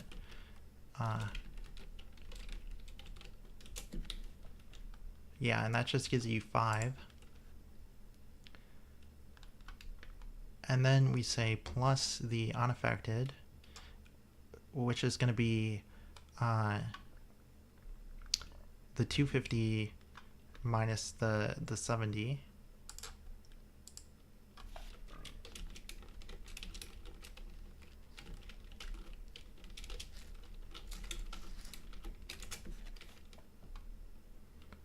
So that gives us 185. So we're saying the new execution time, the execution time after improvement, is 185 seconds. So yeah, that makes sense to me. I think we did that correctly.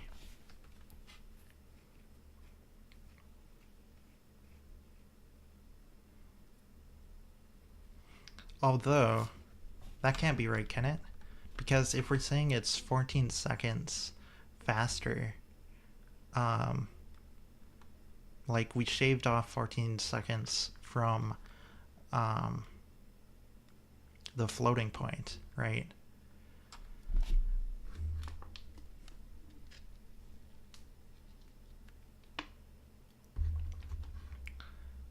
So you're saying if we took 14 seconds away from the floating point, the total execution time would be 185 when it was originally 250?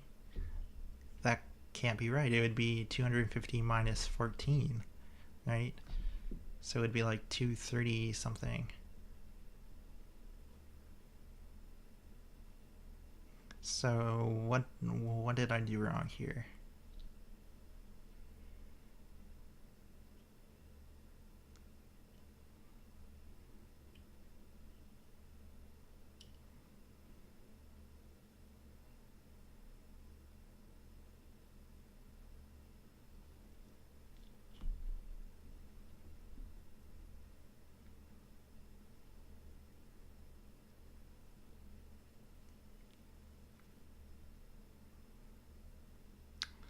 So like, first of all, we know the 250 minus the 70, like we're not touching that, so that's guaranteed to stay the same, right?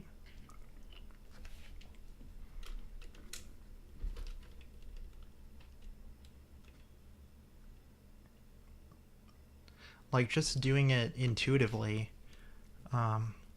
let's fall back to intuition because that's the thing that seems to work better for me with Amdahl's law. So we're saying we want the new execution time, right? Of the total. By how much is the total time reduced if the time for floating point operations is reduced by 20%? Yeah, so doing that intuitively, we say, well, first of all, we have the 250 minus the 70, right? Because that's unaffected. And then that's going to be plus, and we say, well, we do 70 seconds originally, and we want 20 seconds less than that, right? So isn't it just going to be the 70 minus 70 times 0.8, right? Because it's like 70 times 0.8 are just the 70 times the 0.2, because that's the 20% we shave off, right? So plus 70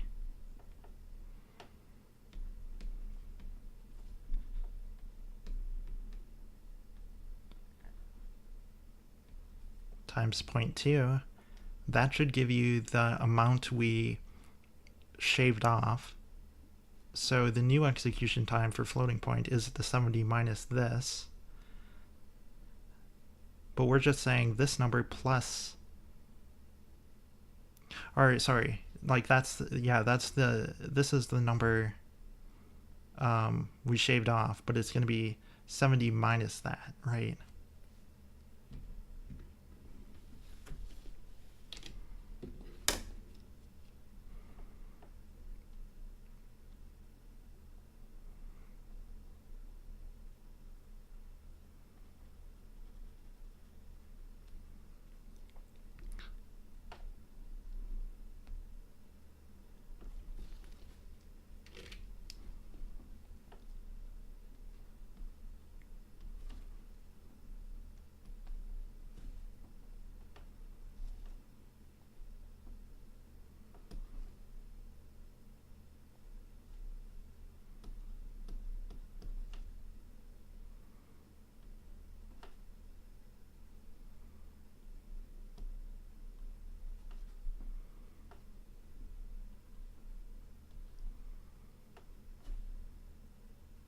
So that's my intuition. That's my intuitive answer, is it would just be this, right?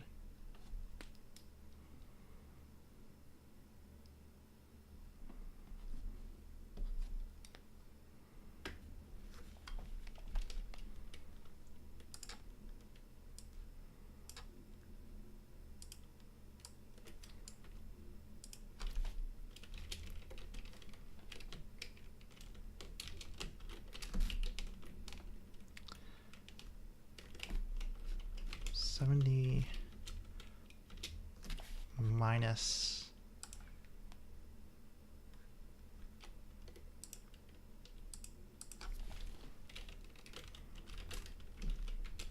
70 times 0.2. So that's 20%. We shave that off the 70 by doing the subtraction. And then we add that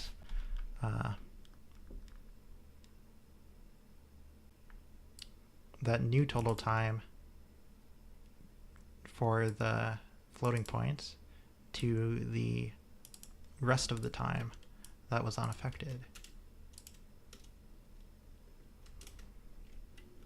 So 236. So yeah, that's not the Amdahl's law equation that the book gave us. That's my intuition, but I trust that a lot more than what I was doing before. Like the logic all makes sense there, doesn't it? To get 236. So I would expect the new time to be 236 seconds.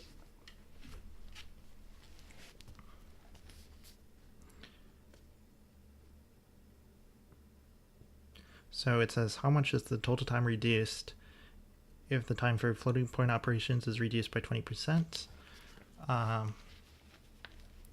It's going to be the 250 minus the 236.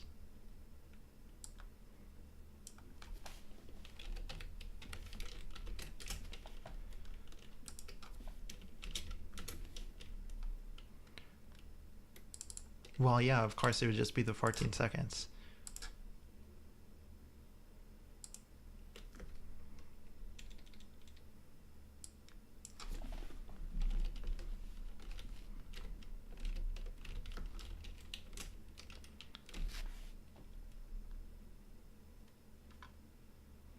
Or I guess let's flip that.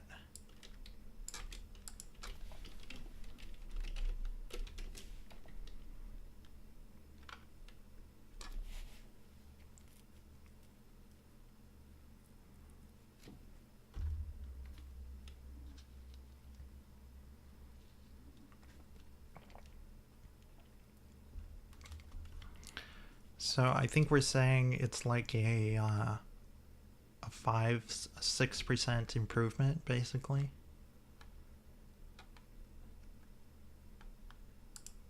To the total execution time.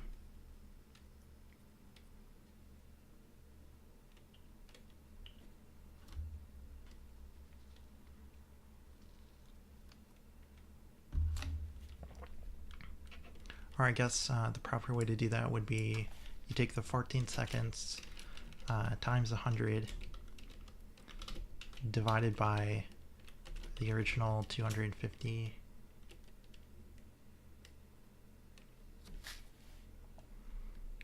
So like 5.6% improvement to the total execution time.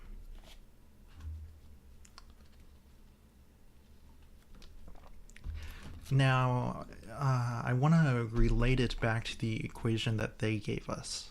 Like, how does this match with this? Because I don't doubt their equation of being correct. I know their equation is right, but like I trust my intuition too that I did the intuitive way correctly. So how does this equal this is what I'm trying to say now. So this and this are equivalent, the unaffected and the 250 minus 70. So then how do you get 70 minus 70 times 0.2 to be a something divided by something?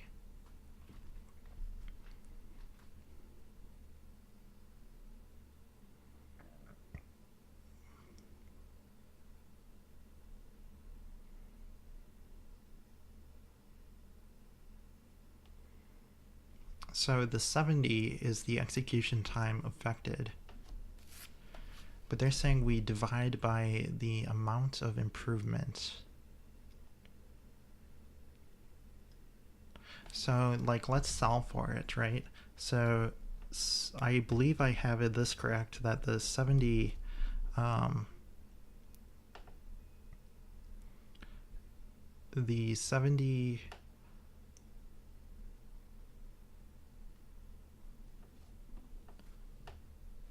is equal to the execution time affected.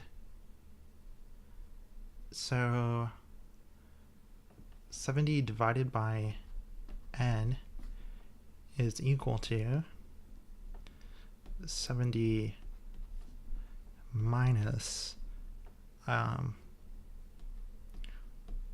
70 times 0.2 .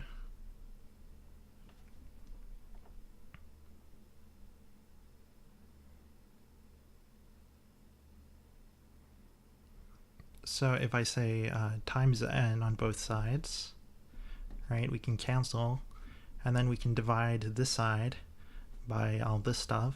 So we get n is equal to 70 divided by 70 minus 70 times 0.2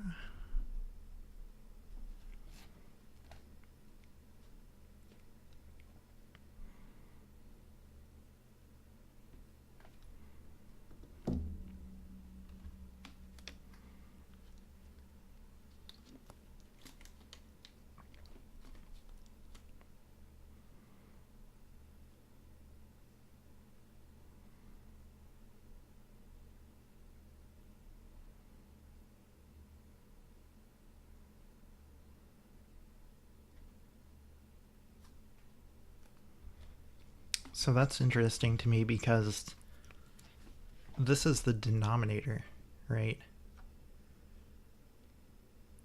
So I don't know if I should simplify this to 1 over negative 70 times 0.2 or...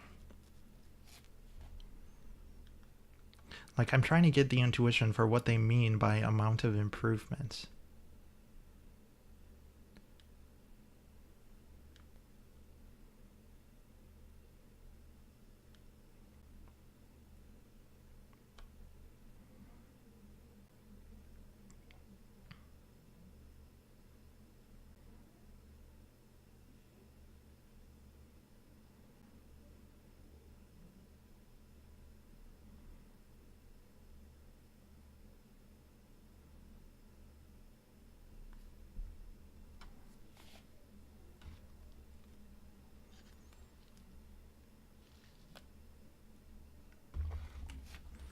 Well, I guess what does this equal? So in our case, it's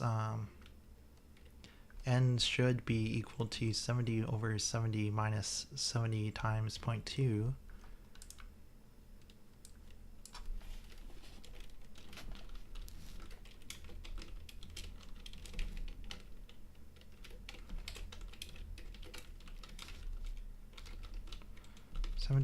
Divided by 70 minus 70 times 0.2.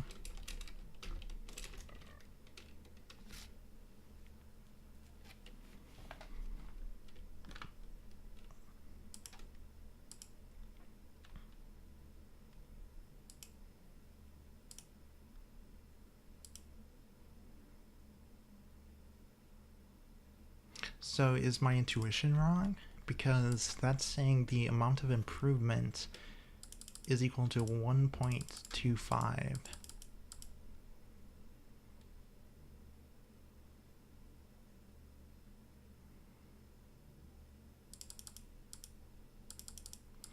Which doesn't make sense as far as I can tell. Like, what would that mean? Amount of improvement 1.25.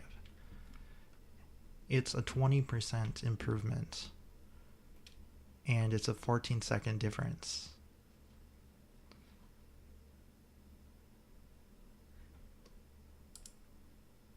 I don't see how that relates to 1.25.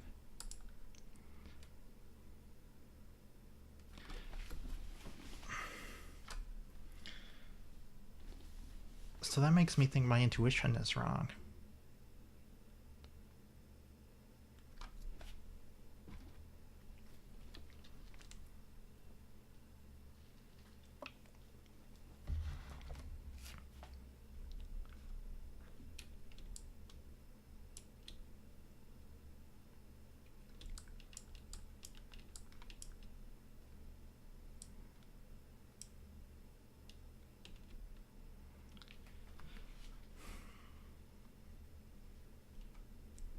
So here we see the example problem from the book before.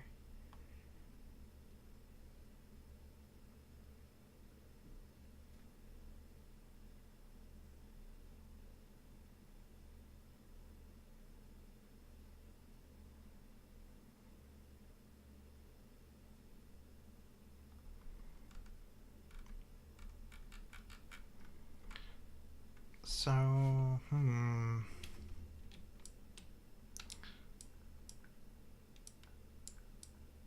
What? Let me see. When we did 1.10.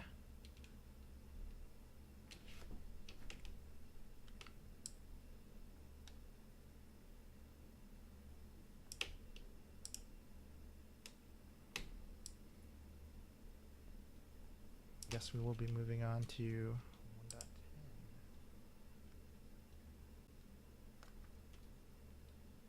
So, I've updated Milton to the why am I not getting audio?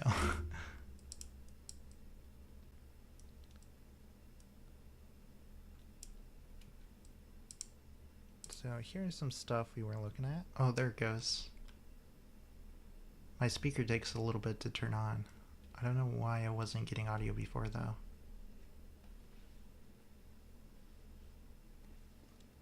Alright, so let us begin. Alright, now I hear it. 1.10.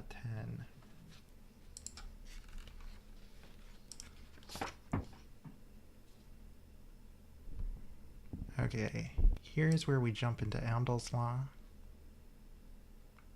Oh, and of course it's going to do that. Good old YouTube. Hello, I'll just jump to it manually. What time is that? Another episode of the book club. So, last time we read 1.9. Plus execution time unaffected. So let's write this out.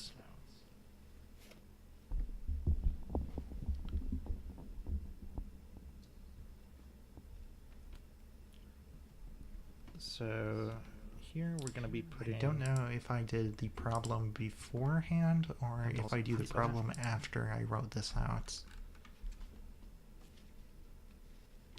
We will find out. Or no, it must be the 352 calculating speed up, right? Is execution time. Let's jump back to 352.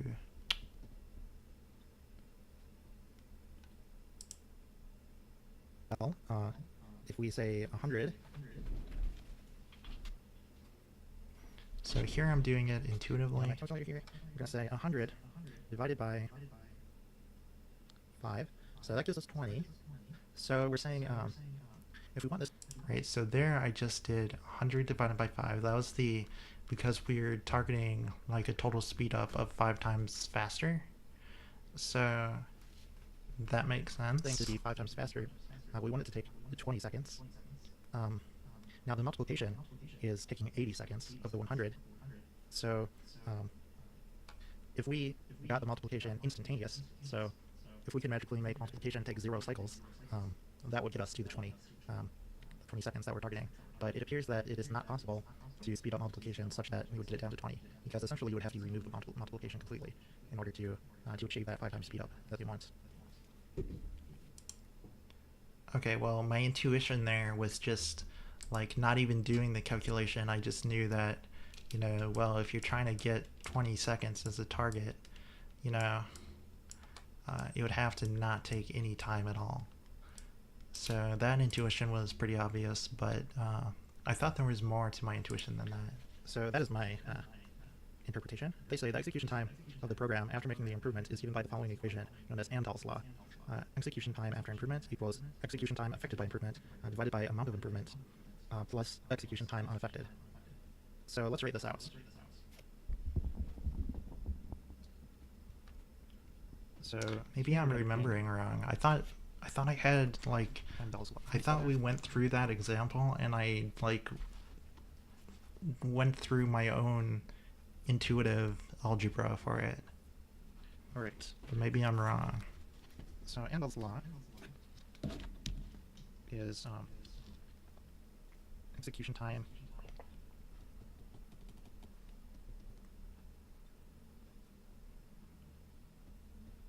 after the improvement equals execution execution time affected divided by amounts plus unaffected. So that is Amdahl's law. So then they say for this problem, execution time after improvements is 80. 80 is the time affected. So we're saying 80 divided by some amounts plus 100 minus 80. So that becomes 80 over n plus 20. So I assume you set it equal to 0 and then solve for n, right? Or execution time after improvement equals this. So let's call that t prime, right? So then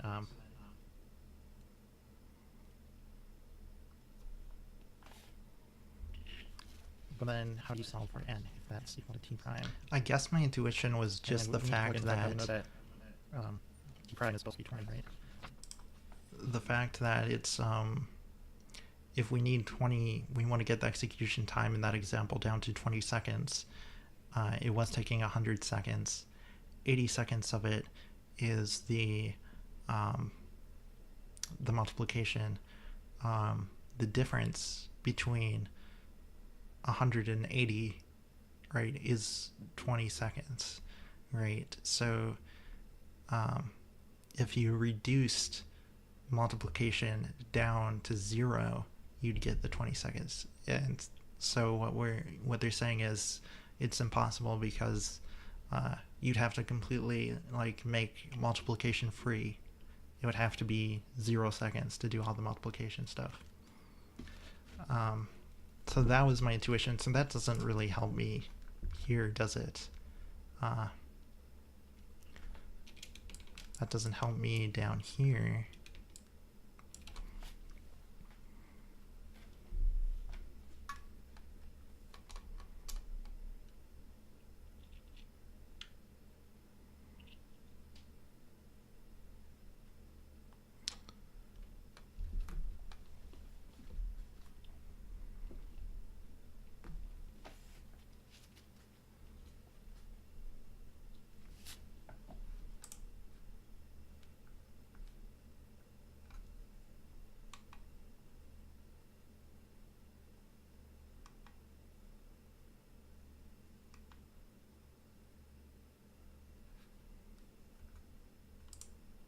So yeah, I'm really confused right now. So updated Milton to the latest and greatest. What is here's some stuff we're looking at. There's a YouTube. All right, so YouTube tab playing, but I don't see it. Wait, this isn't playing. I hear YouTube. I hear myself this section is titled, talking, and you guys should hear it too, because I have the section on fallacies and pitfalls, audio which connect. will be found in every chapter, is to explain some commonly held.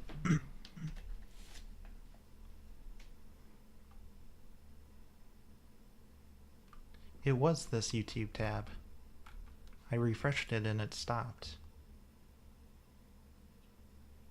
YouTube is so janky, guys.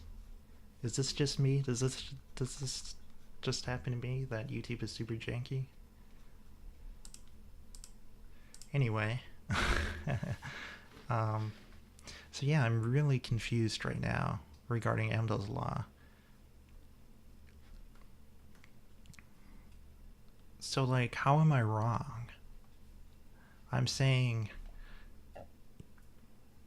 the amount unaffected is the 250-second total minus the 70-second floating point total, right? And then I'm saying, well, if we want the new total, right? Well, first of all, what's the new speed of the floating point? And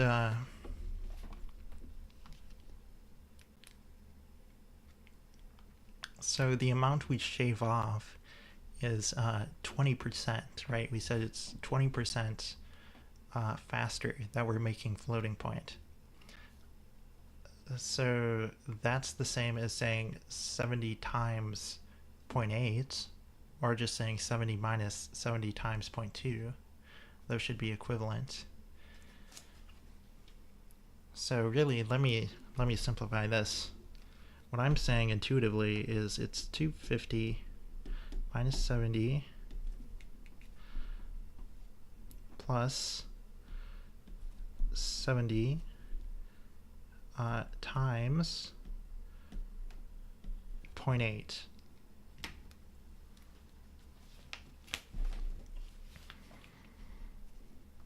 Right, because I'm saying the unaffected time plus the new time after you shave off the 20%.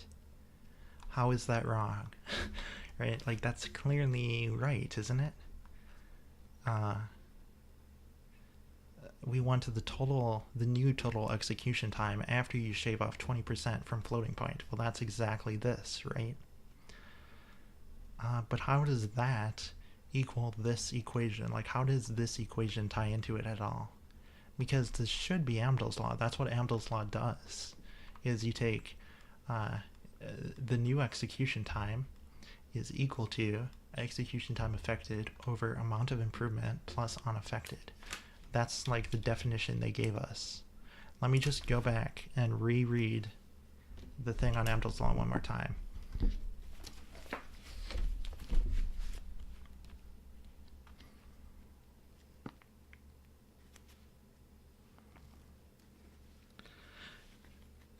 Execution time after improvement equals execution time affected by improvement divided by amount of improvement plus execution time unaffected.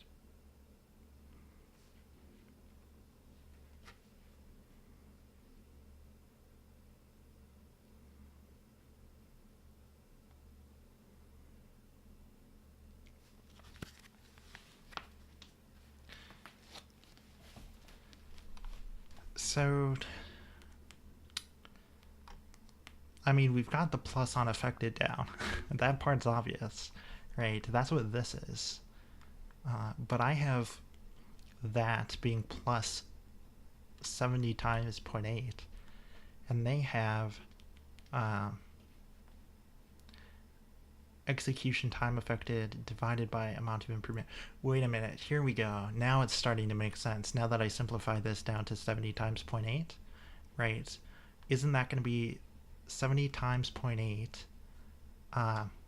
That's going to be the same as saying 70 divided by 0.2, isn't it? And the 0.2 is the 20% improvement. So I remember I said this way earlier. Like maybe it's they want the 0.2 down here, not the number of seconds.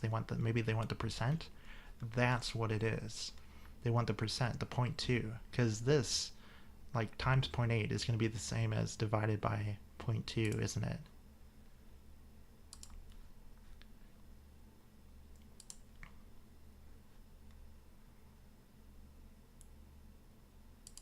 So like if I say 70 times 0.8, I get 56. And then I'm going to say 70 divided by 0.2.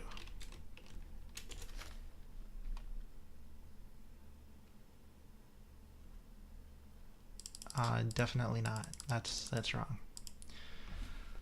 I thought we had it, guys. I thought we had it.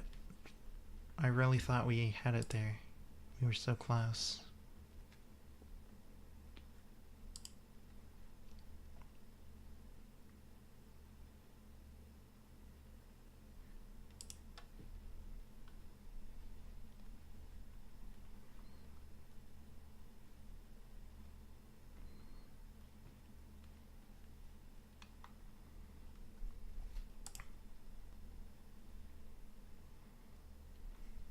Well, here, let's go back to the algebra again.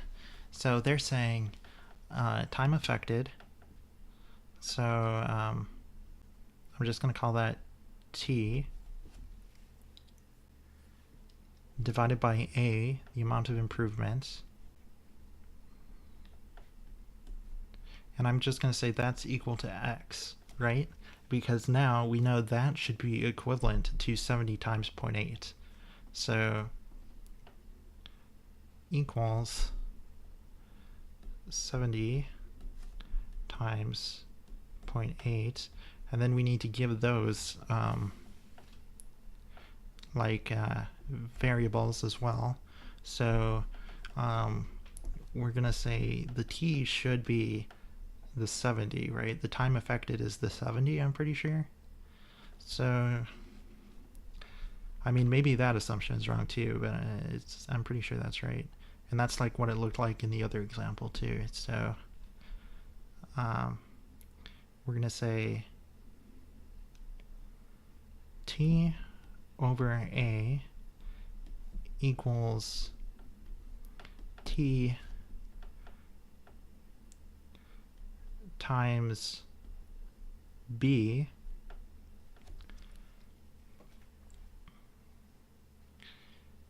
and I want to find the relationship between A and B, basically. So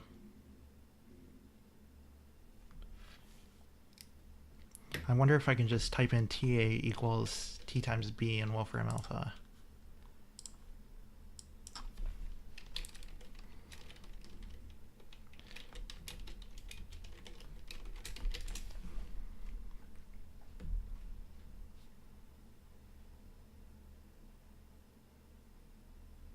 So it does let you do that. It says AB is equal to 1.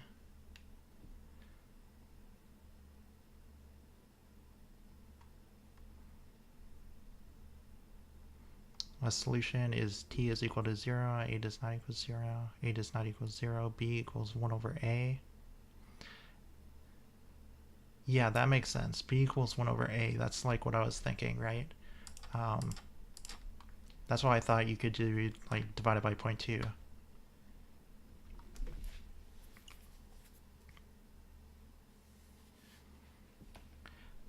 So does B equal 1 over A?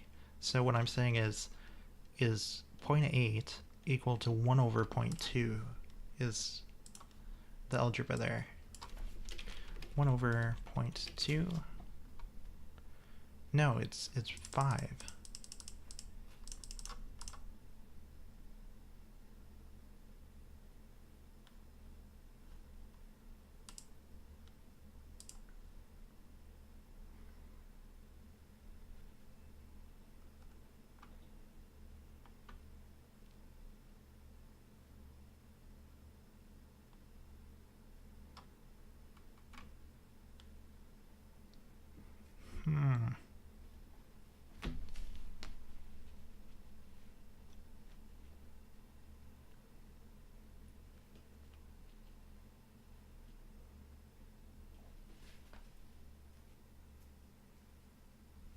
Or I guess B is equal to 1 over what would be the question to ask, I guess, right?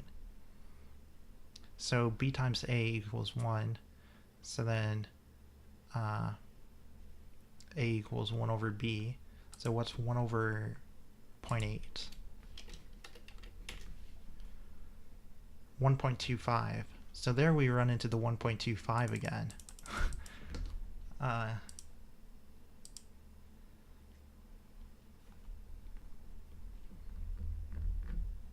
So we're saying amount of improvement should be 1.25. Like the denominator, according to my algebra, the denominator should be 1.25.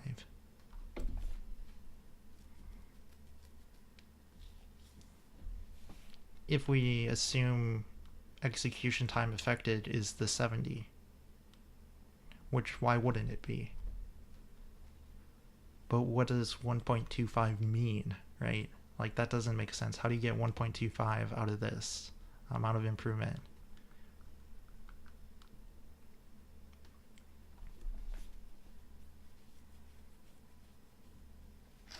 But like just to verify, like execution time affected divided by 1.25 plus 250 minus 70. gives you the 236, yeah. Right, so that's the right number. But how the heck, like, that doesn't make sense to me at all. How is amount of improvement 1.25? Like, that, to me, that's just a nonsense number. That's not related to the 20%, right, in a meaningful way to me. So that makes me think I have the wrong number for execution time affected. Maybe they don't mean it to be the 70 seconds.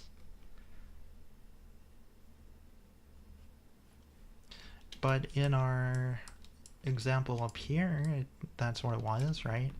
It said the problem was you had 100 seconds total, and 80 seconds of it was taken up by multiplication.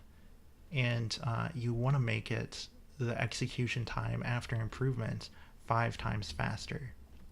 So we put the 80 down here, which is the original execution time of the multiplication, right?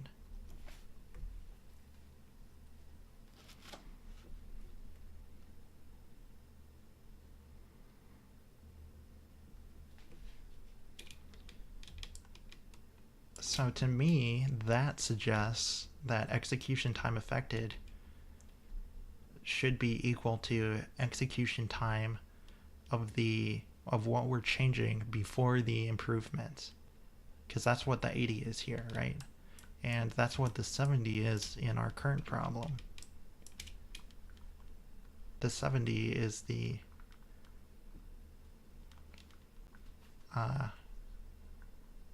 floating point time before we improve it.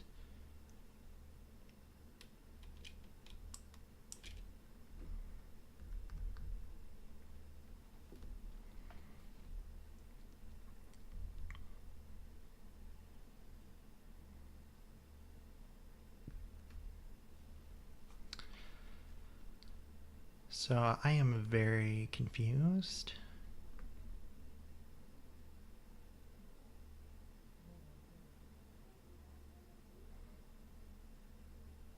I'm just very confused about this denominator here, amount of improvement. Like, we know what the answer should be, at least unless I'm chasing like the wrong, like maybe I'm more confused than I think I am. But I feel like I know that this should be 1.25 because intuitively it should be, the equation should be the 250 minus the 70 plus the 70 times the 0.8, right? Because that's saying shave off 20%, right? Because the 0.8 is the 80%, right? So you have 100% total. You're saying, well, let's just take 80% of it. That means we improved it by 20%, right? So we do the 70 times the 0.8. That shaves off the 20% and gives us the new value. And then we add that time back to the time that was unaffected, right?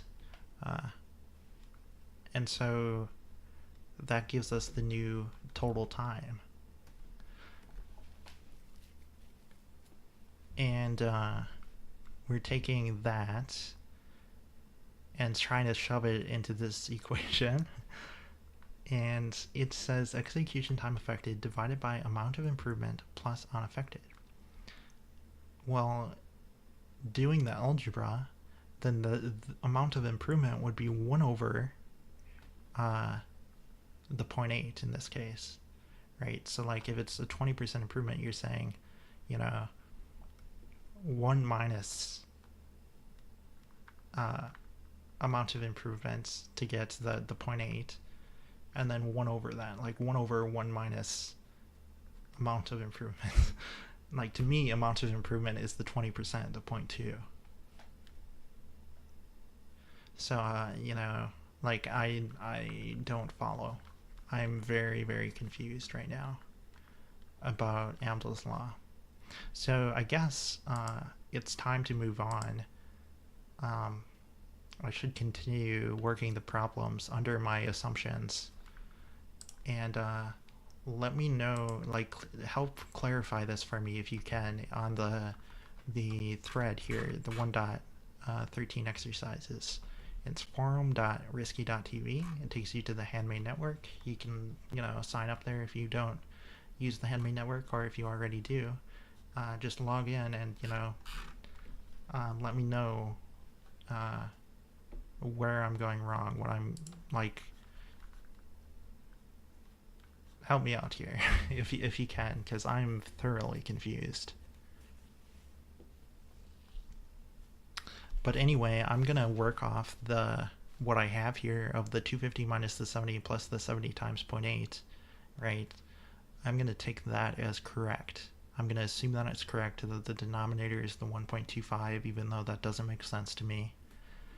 And we're gonna work from there and see what answers we get.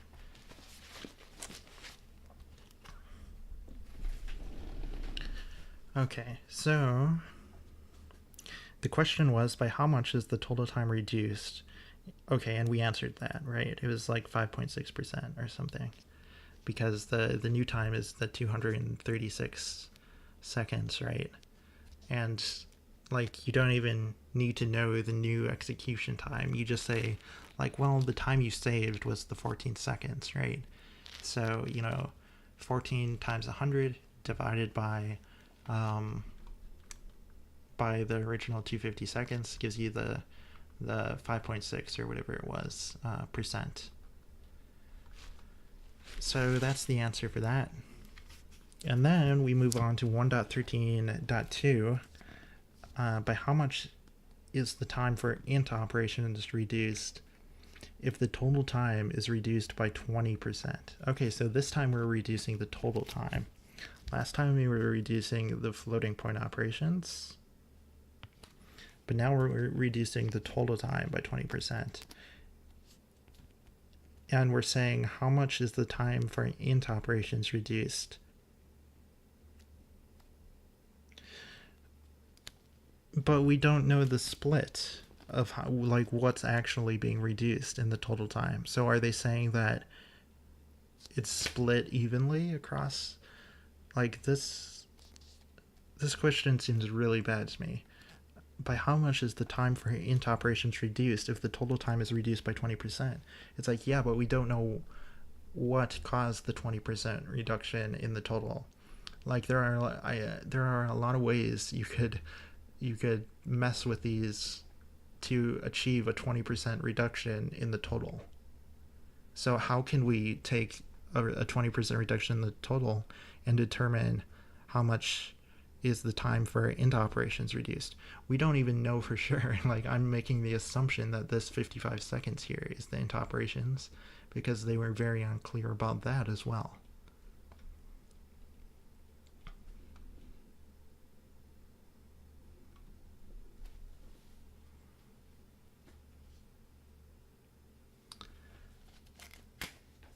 So, I mean, I guess they're saying assume that it's like everything was made faster by a certain amount. I mean, I don't know, what else can you really say there?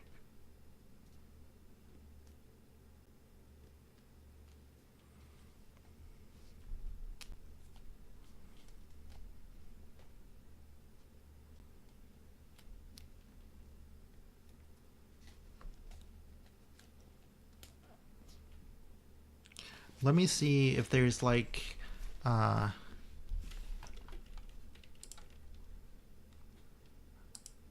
is there like an errata list?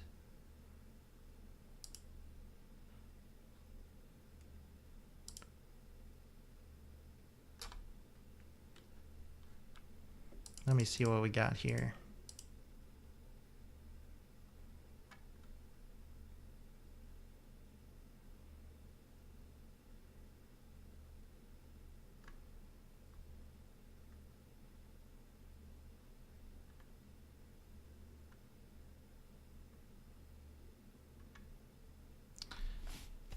Okay, what?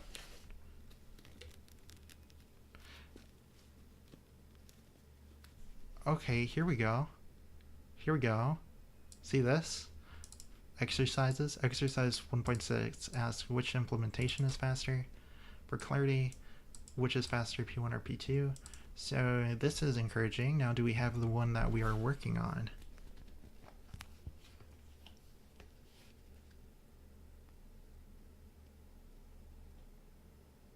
So they have for 1.12, the one that we just did, find the MFLOPS figures for the programs. They say it should be for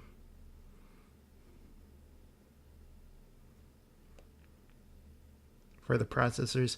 Actually, this book has that errata in it. So this errata is already taken into account. These corrections are in the book that I have here because I just checked and this one does read processors instead of programs for 1.12.4.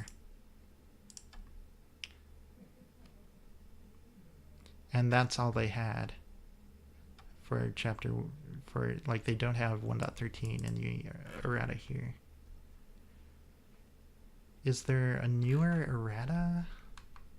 That's the one that was linked on the publisher's website.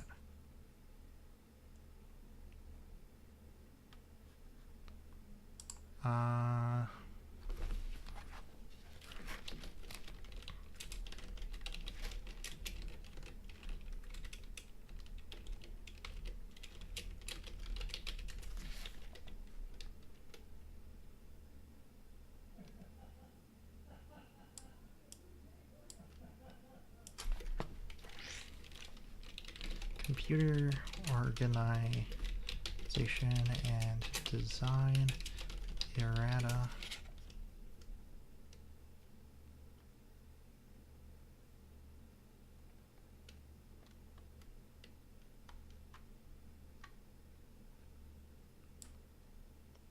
It says this one's from 2009.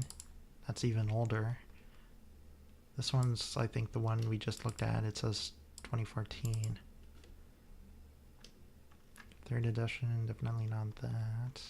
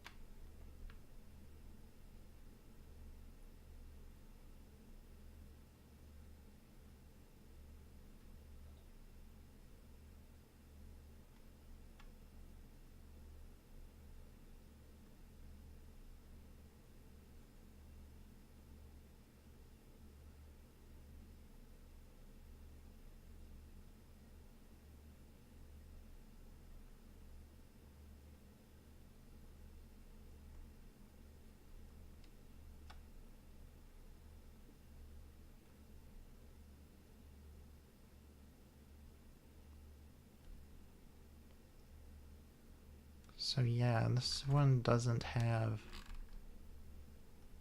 1.13 either.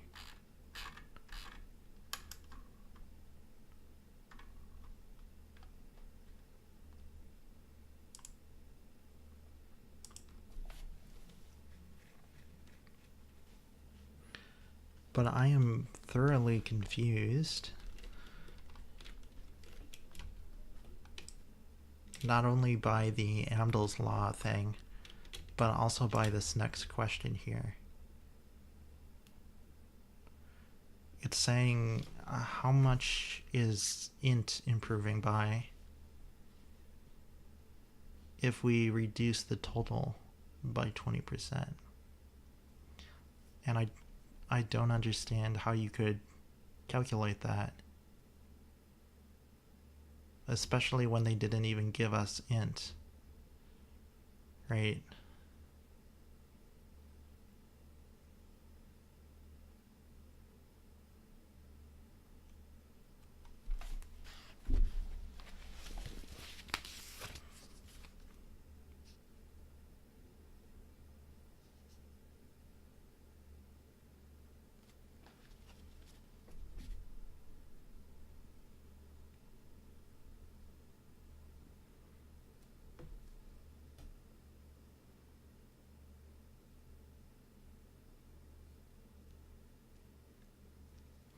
Yeah, they didn't give us... They didn't give us the time spent for int operations originally.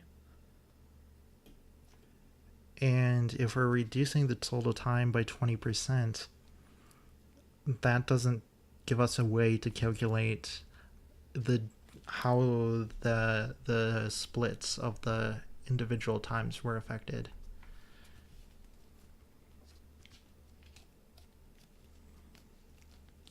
Because it could be that you like knocked out all the load and store instructions, and that 85 seconds happens to be 20% of 250, you know, for example, something like that, right? Or like probably 40 seconds. The branch ones would be closer. Like knock out all the branch instructions and say that's a 20% improvement or something. I'm not saying that is, because I haven't checked, but you know, like that's what I mean is you can't take these like, and you can't take a change in the total and then say, well, that affected int operations by a certain amount. It's like, well, no, we need to know the certain amounts each was affected by. You can't, like, we don't have enough information to work backwards. So I think that's going to be my answer for 1.13.2. Rather than trying to even approach this problem, I'm just going to say no. There's not enough information. I can't answer that question because you didn't tell me what I need to know. Like, we could maybe approach it, but we'd have to make a lot of assumptions. First of all, we need to assume that this is the integer instructions and only integer instructions, that there aren't other types of instructions in this program. And then second, we need to assume how the split is happening. If there's a 20% total improvement, we have to assume that there's like a certain fixed speed up that's split evenly across each type. And then from there calculate how that affects the 55 seconds. But that's like, I'm just totally fed up with this question. And it's like, no, I'm not even going to do it. I'm just going to say you didn't give me enough information, because that's an accurate statement. Unless I'm totally misunderstanding something. Let me know in the, like I say, let me know in the thread if you see something that I don't. But from what I understand, like, they just didn't give us enough information. The next question is, can the total time be reduced by 20% by reducing only the time for branch instructions? See, now that's a straightforward question right there. That's one we can work with. So, like, first of all, let's just say, what if we knocked out the total 40 seconds, right? How much percentage is that of the total? So, like 40 times 100 divided by 250.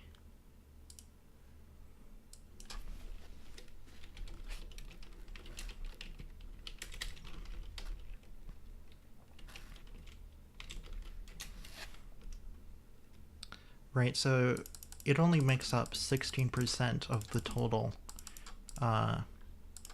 execution time. Like, the branch instructions are only 16% of the total execution time. So even if you totally eliminated all the branch instructions, you still would not have a 20% improvement in the total. So that is my answer. For 1.13.3. Okay. Moving on to 1.14. Assume a program requires the execution of 50 times 10 to the 6th floating point instructions, 110 times 10 to the 6th int instructions, 80 times 10 to the 6th load and store instructions, and 16 times 10 to the 6th branch instructions. The CPI for each type of instruction is 1, 1, 4, and 2 respectively. Assume that the processor has a 2 gigahertz clock rate. The subproblems, there are 3 of them, are first of all, by how much must we improve the CPI of floating point instructions if we want the program to run 2 times faster? The second question is, by how much must we improve the CPI of load and store instructions if we want the program to run 2 times faster? And the third and final one is, by how much is the execution time of the program improved if the CPI of integer and floating point instructions is reduced by 40% and the CPI of load and store and branch instructions is reduced by 30%. Okay, so first of all, let's write out what we've got, what we know.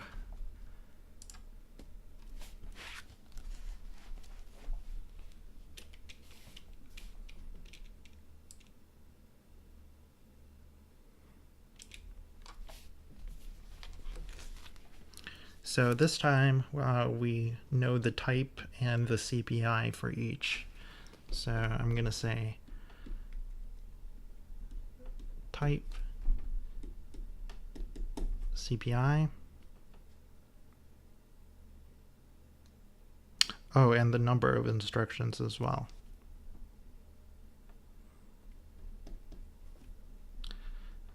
Okay, so we're going to do floating points. We're going to do integer, load and store, and branch.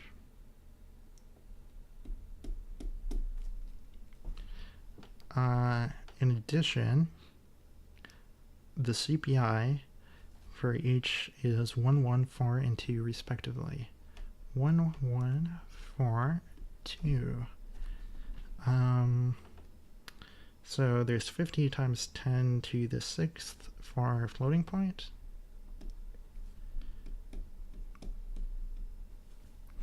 There is 110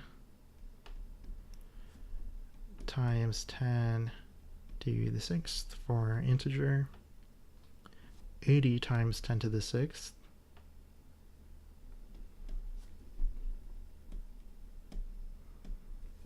For load and store.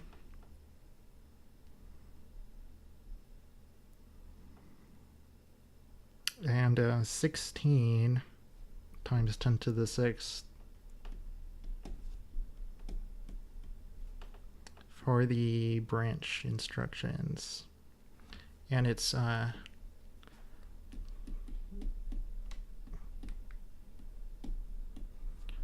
clock rate is 2 gigahertz.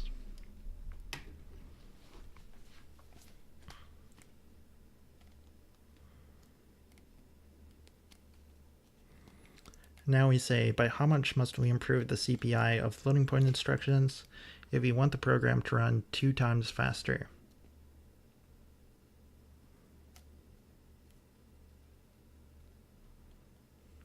So this is an interesting one because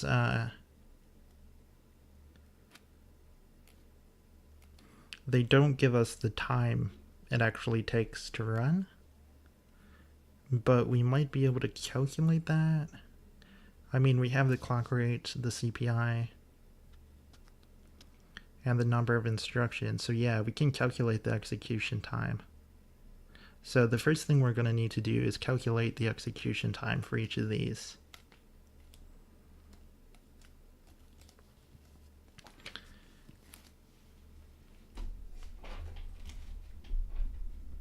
So that's going to be number of instructions times CPI divided by clock rate, as we've seen many times before.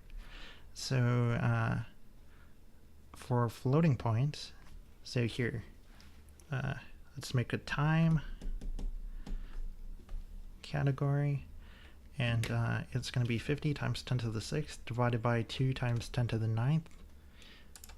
The one good thing about working through these problems is at least it gives us, we're getting used to, just knowing the equations. Like I just know without looking that this is CPI times number of instructions divided by clock rate, and I know that gigahertz is times 10 to, it's 10 to the 9th, right? Like I just know these from working through all these problems now. So that's one good thing I can say about doing the homework, is we do get, you know, those ingrained in us. But like I say, you can work through things on paper without having to do bullshit homework problems. You can do, like, actually put the equations into practice and do real world stuff. And if you're working it out on paper like you do homework, then you get that same experience. You'll know what gigahertz is because you've, you know, worked it out on paper many times, but without having to do, you know, ridiculous, stupid problems. So anyway,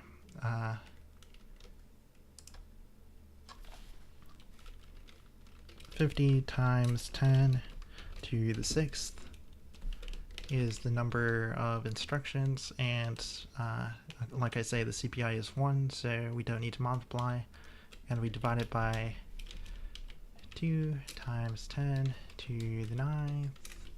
Let's wrap this stuff in parentheses.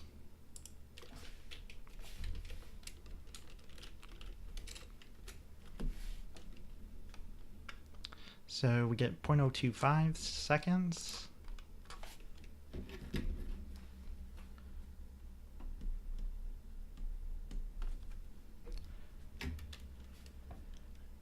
And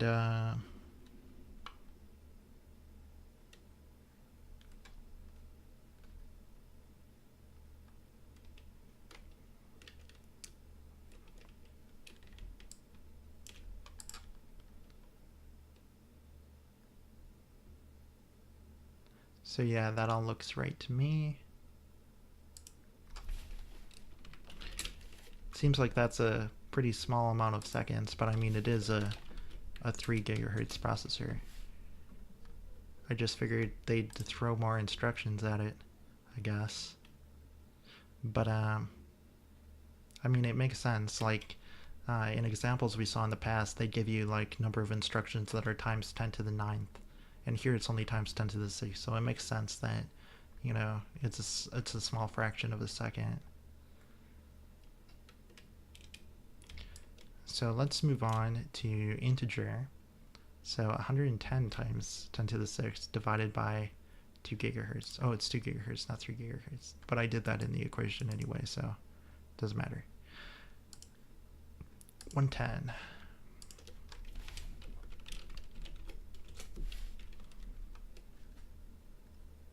So that is going to be 0.055 seconds.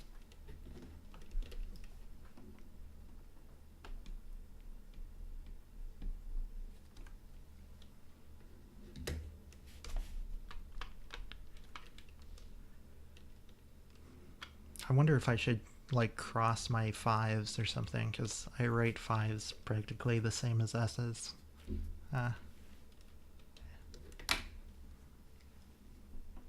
Maybe a little bit confusing for you guys.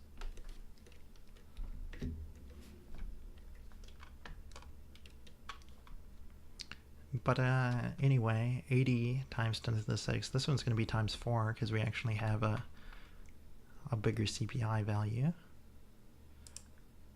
So this becomes 80,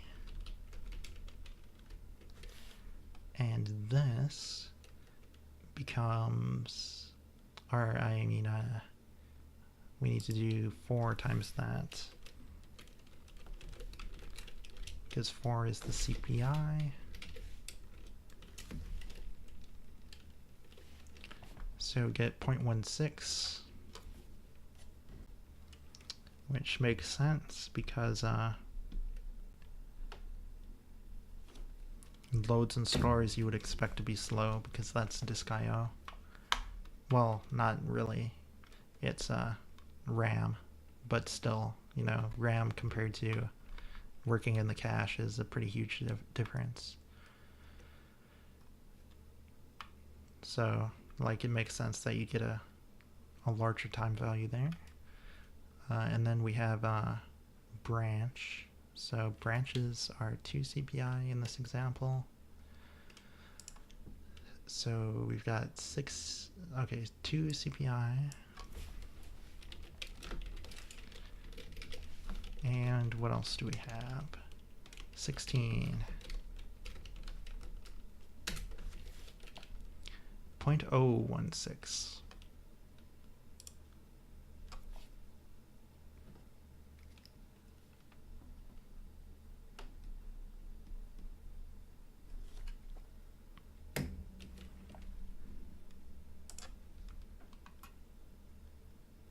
So yeah, just double checking that I did the last one correctly, and I did. So yeah, I think those are all correct.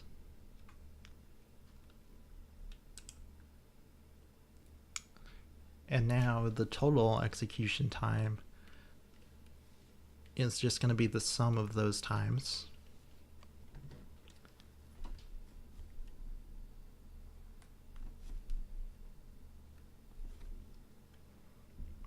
So that's going to be 0.25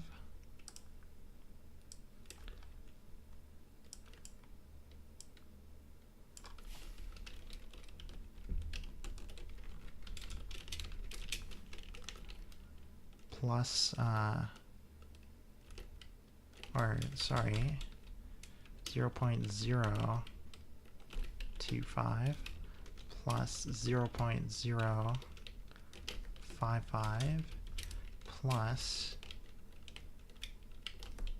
0.16 plus 0.016. So it's 0.256 total seconds.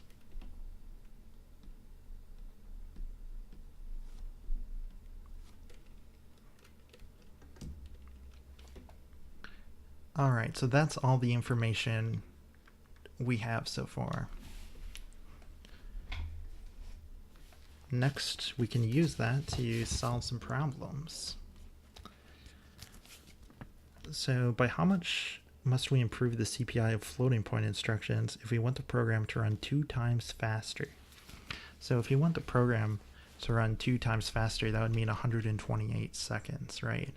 Because it's 256, and that just happens to be a power of 2. So we know, half of that is easy to do. That's 128, I believe. So we're saying we want to reduce the floating point to get 0.256 down to 0.128, but there's only 0.025 seconds in floating point. So by how much must we improve the CPI of floating point instructions? Oh, but we're improving the CPI, not the execution time. Yeah, but like if you make the CPI 0, like you can't make it negative. You can't add time. So if it's, if the CPI is 0, that would mean you have the floating point instructions for free, meaning they take 0 seconds. But even if they took 0 seconds, it would only shave off 0.025. So my answer is it's impossible. So even though we're twiddling with the CPI, rather than just the execution time, it's still, no matter how much you twiddle the CPI, the best you can twiddle it to is 0, right? Which would really be impossible to have 0 CPI for an instruction. So the instruction takes 0 cycles, right? Like it's just magic. But no, even then, it wouldn't be enough. And that's literally the best you can do. Or literally like beyond the best you can do, because you couldn't actually get it down to 0. So yeah, by how much must we improve the CPI of floating point instructions if we want the program to run 2 times faster?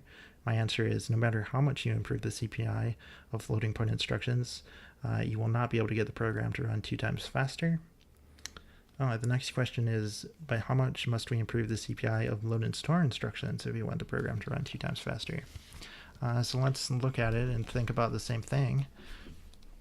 So if we take off 0.16 from 0.256, that might actually get us under 1.128. That one looks more promising.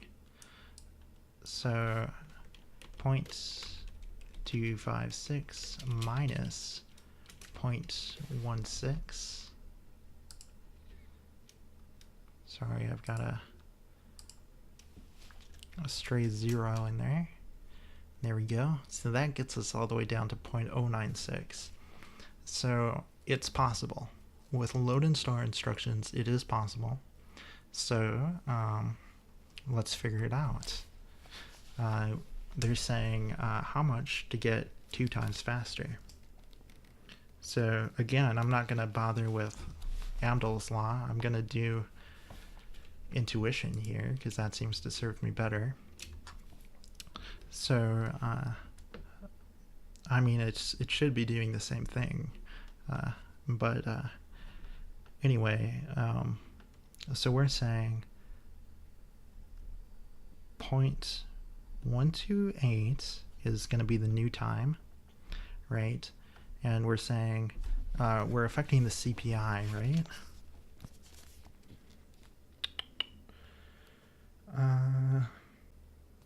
By how much must we improve the CPI? Yeah. So 0.128 equals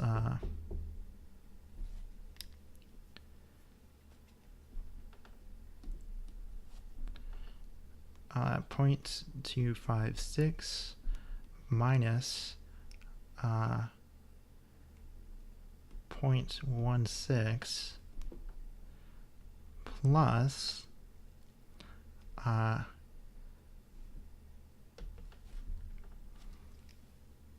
so this is going to be the new number here, but we want the CPI specifically, which is a component of this number. So this number here is the time, the execution time, which is equal to, so I'm going to say n for CPI, n plus, or I mean times load and store, so 80 times 10 to the 6th,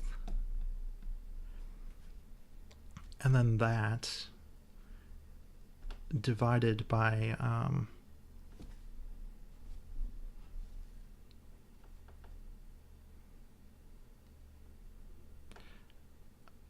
divided by the 2 gigahertz.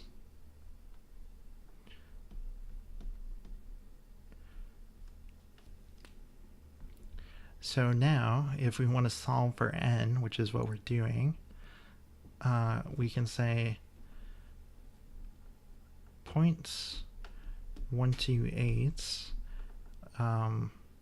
minus 0.256 minus 0.16, and that's equal to n times 80 times 10 to the 6th over 2 times 10 to the 9th. So then if I say times 2 times 10 to the 9th, so take this times 2 times 10 to the 9th, and then all that divided by 80 times 10 to the 6th.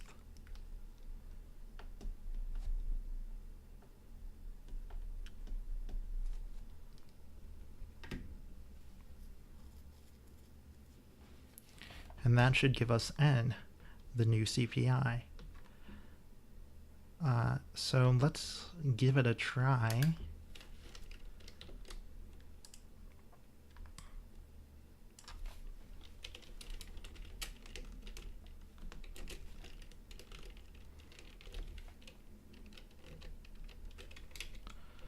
So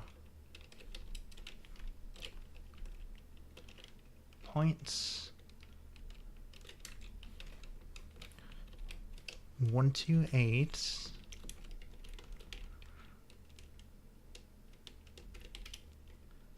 minus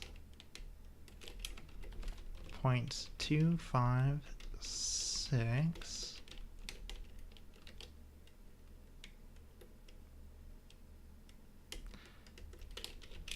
minus 0.16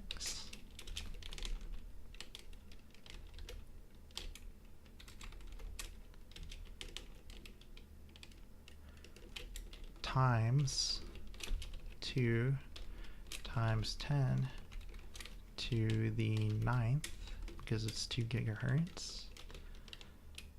And we're dividing that all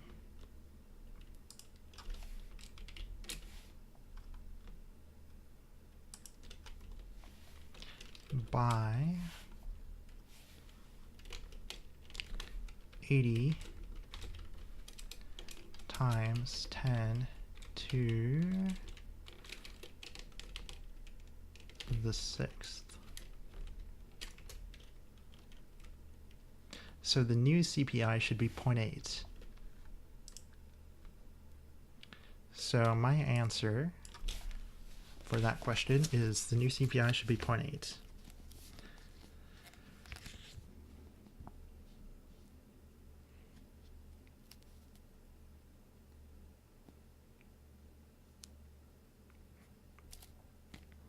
Next, we have by how much is the execution time of the program improved if the CPI of int and floating point instructions is reduced by 40% and the CPI of load and store and branch instructions is reduced by 30%. Okay, so let's draw a new table.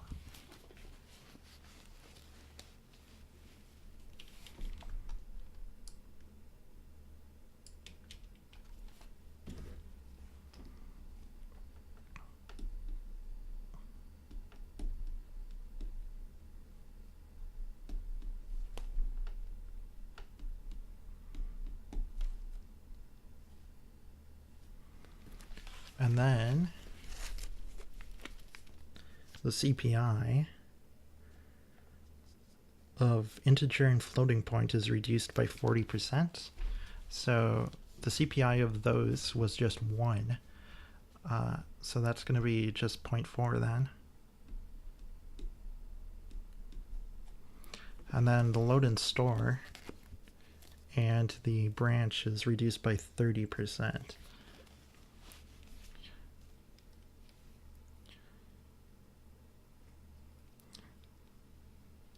So then that's going to be 4 times 0.7, and that's going to be 2 times 0.7, right? Because that shaves off 30%.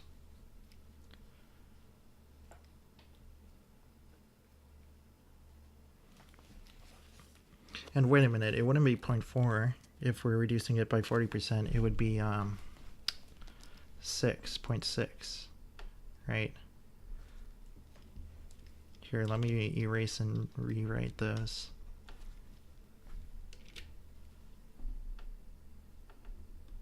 Because we'd shave off 40%.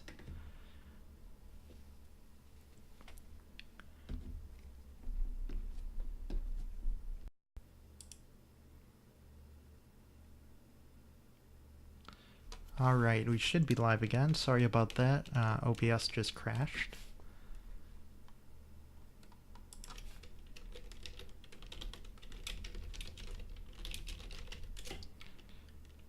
All right, but to continue where we left off, we were working on exercise 14, and I just wrote out to the new CPIs, and so we're saying by how much is the execution time of the program improved. So we want to find the new execution time.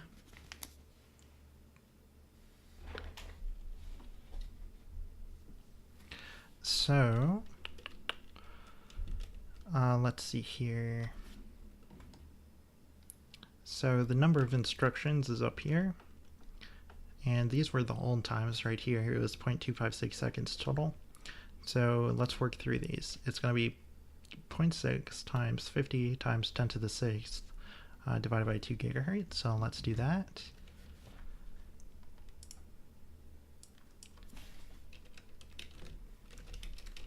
.6 times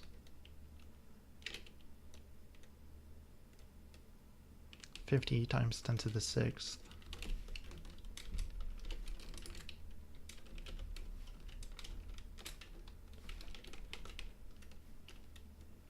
And all of that divided by 2 times 10 to the 9th.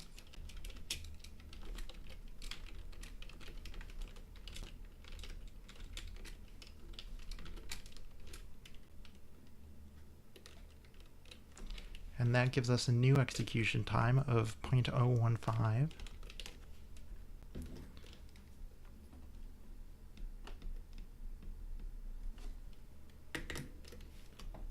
Okay, next up, integer. The only difference is that it's 110 instructions.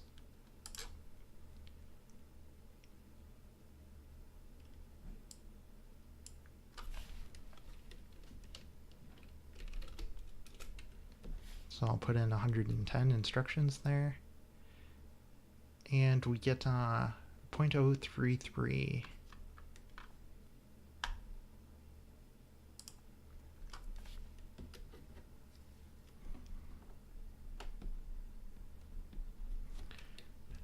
Next we do load and store. So this one is going to be 4 times 0.7 instead of 0.6.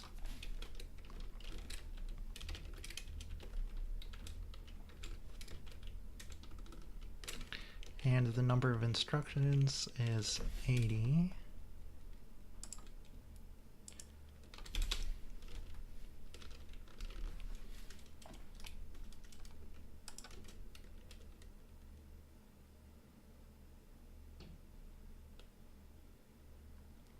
So that gives me 0.112.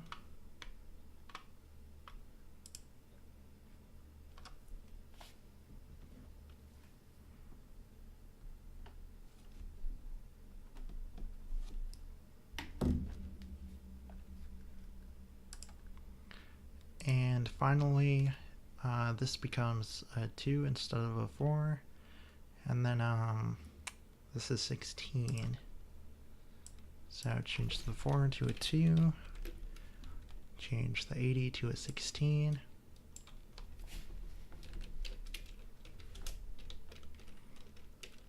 And we get 0.0112.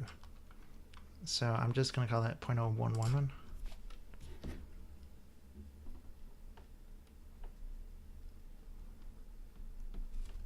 Since we haven't been going that many decimal places out.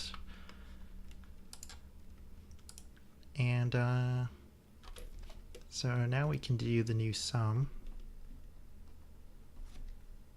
I believe we got all of them there. So 0.015 plus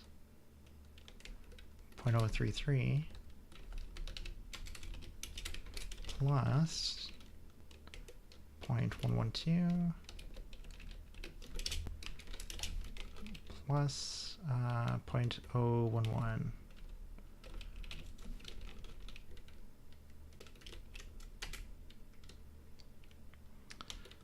So it ends up being 0.171.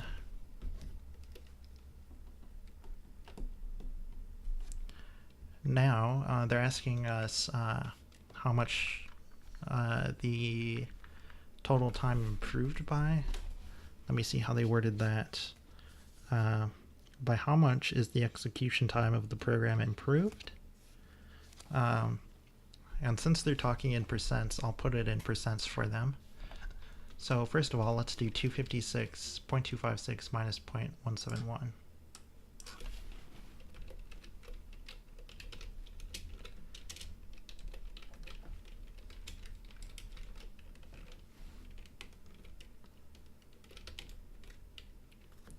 So 0.085. So now we're going to say 0.085 times 100 divided by 0.256. So it ends up being a 33.2% improvement of the total performance. That is my answer.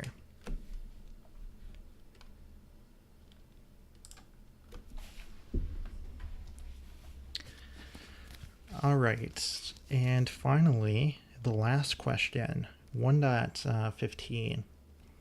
When a program is adapted to run on multiple processors in a multiprocessor system, the execution time on each processor is comprised of computing time and the overhead time required for locked critical sections and/or to send data from one processor to another.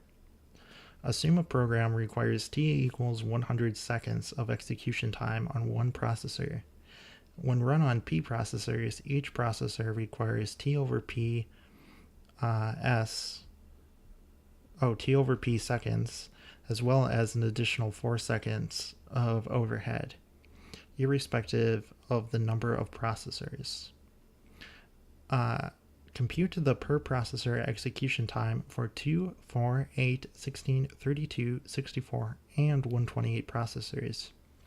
For each case, list the corresponding speedup relative to a single processor and the ratio between actual speedup versus ideal speedup, which is speedup if there was no overhead. Okay. I'm going to take a bathroom break and get some more water, and then we'll tackle this last problem. Hopefully OBS doesn't crash while I'm gone.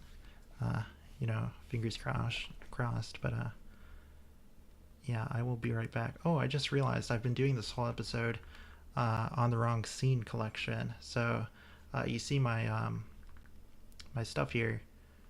Or wait, no, I think I had it right on the last one, and then when I restarted OBS, it probably put me on this scene.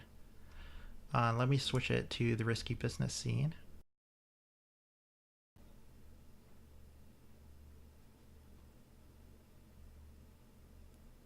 So we're on the risky business scene now, but my webcam failed to start up. Why is that?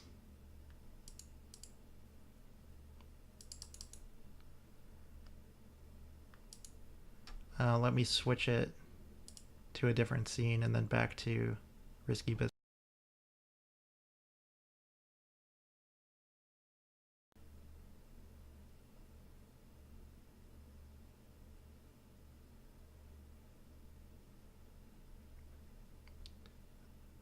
Still no webcam.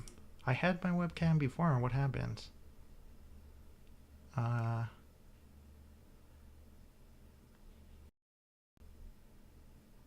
If I switch it back to this one, still no webcam. Why is my webcam not working now?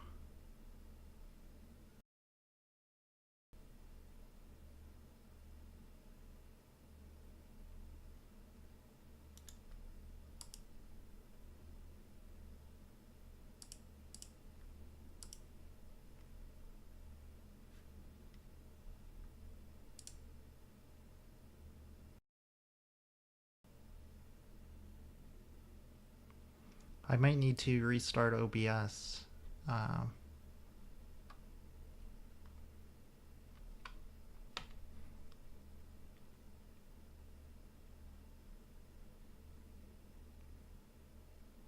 Yeah, I guess I'm going to restart OBS, so I'm going to have to stop the stream and stop recording and then start it again. So apologies, I will be right back.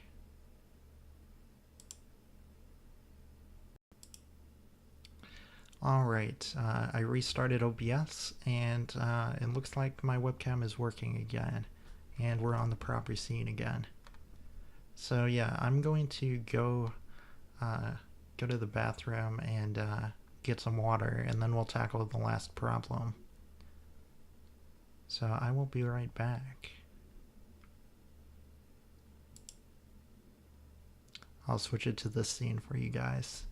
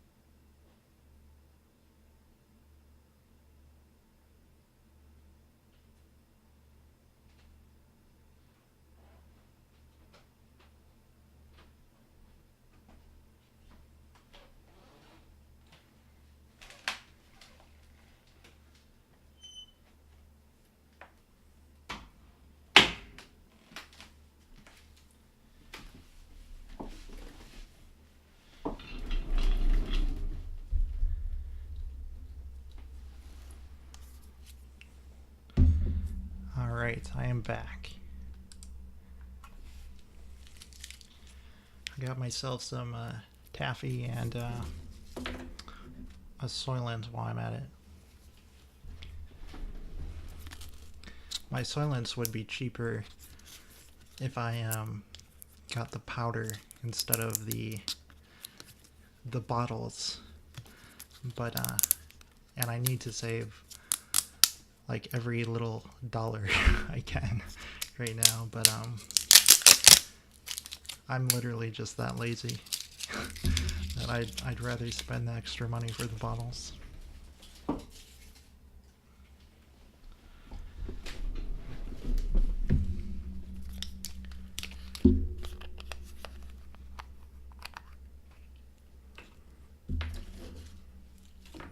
I'll try to save the taffy until after the stream is over.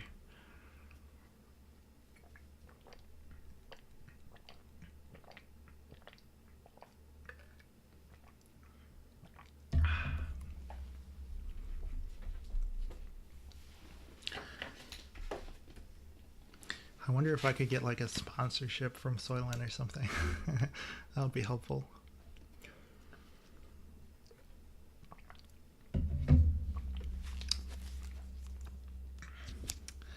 All right.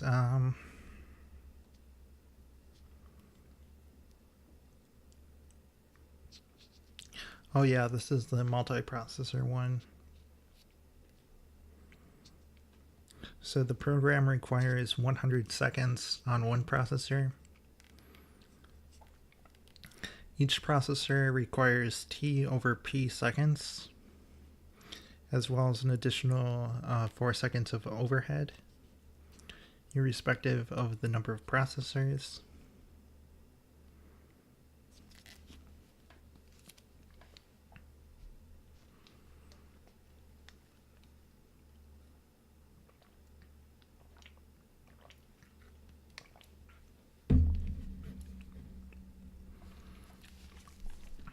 So wait a minute. So I take it they say each processor requires T over P seconds, as well as an additional 4 seconds of overhead, irrespective of the number of processors. So I take it to mean that's not 4 seconds for each processor, that's 4 seconds total overhead, regardless of the number of processors. So they're saying if there's more than one processor, 4 seconds overhead. Just a flat 4 seconds overhead. And that'll stay the same as you continue to scale.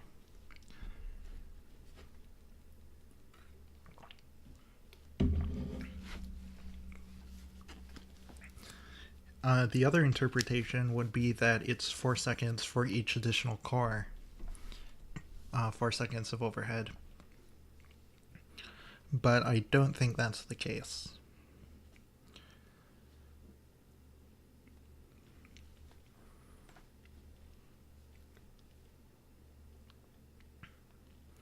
So we need to compute the per processor execution time for 2, 4, 8, 16, 32, 64, and 128 processors.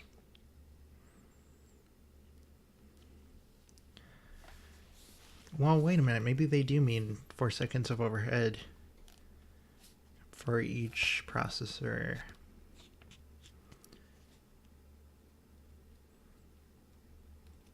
They must, because it says each processor requires T over P seconds as well as an additional 4 seconds of overhead.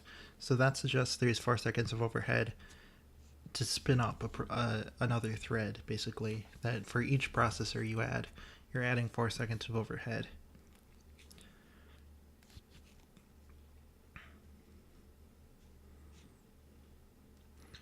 And the reason I say that is because the question is compute the per processor execution times for 2, 4, 8, 16, 32, 64, and 128 processors. And if the overhead was not per processor, then it would just be the T over P.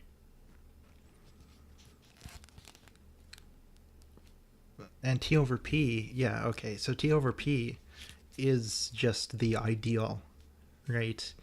Like if there's 2 processors, then you'd expect the ideal to be 50 seconds each.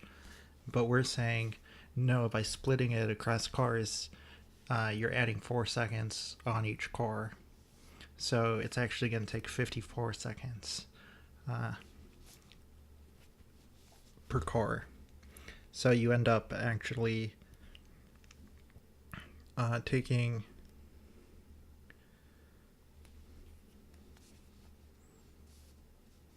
108 seconds.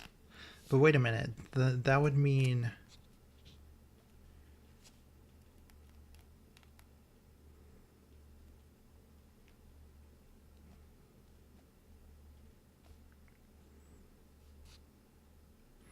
if it is T over P seconds plus an additional 4 seconds for each processor, that would mean that the program would only run slower as you scale it up. That can't be right.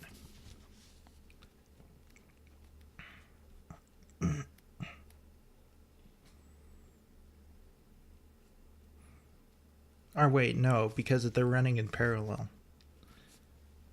So the total execution time of the program would drop from 100 to 54.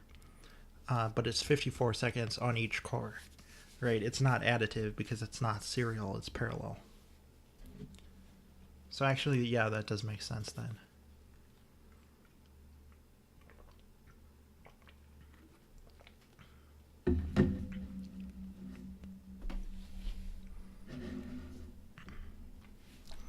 So let me write this out here.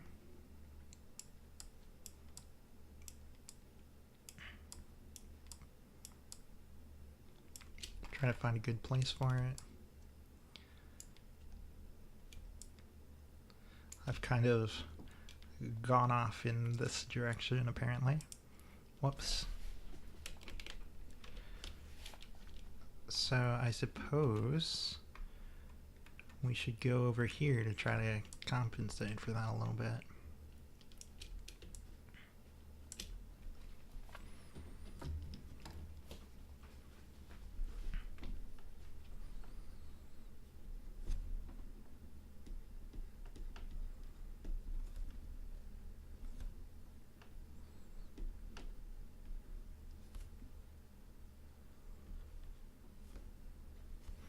So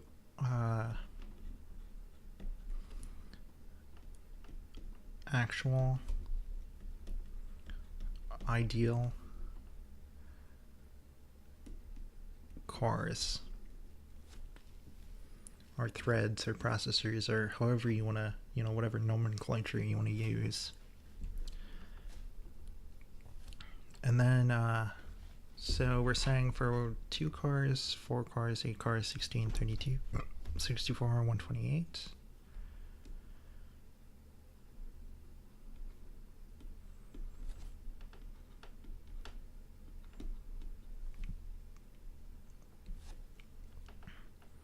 So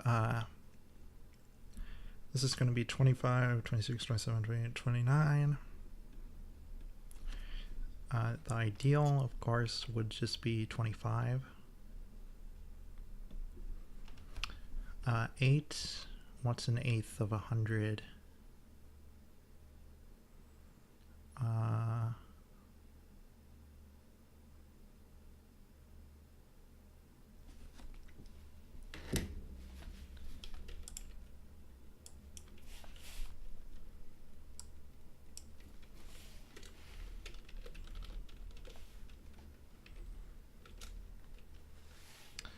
12.5.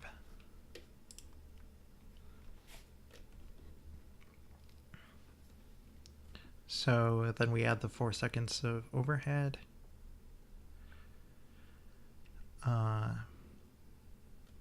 So it's going to be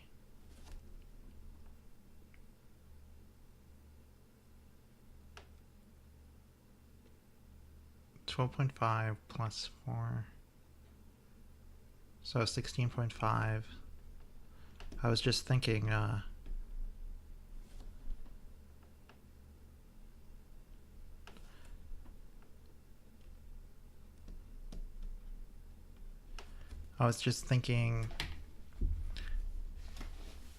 if it's 4 seconds per processor, it doesn't add additional overhead as we scale higher and higher.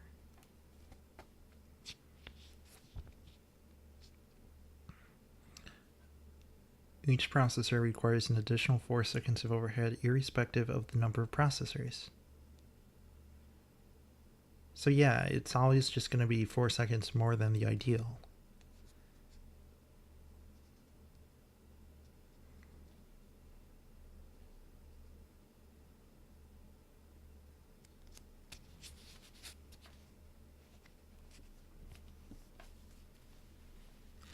So I don't know, let's keep going here, I guess.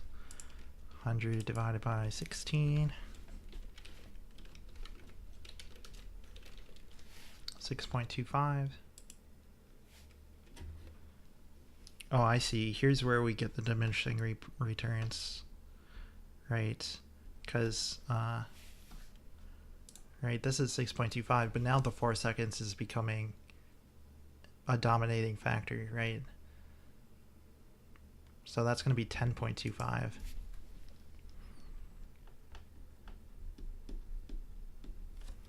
And this one's going to be 6.25.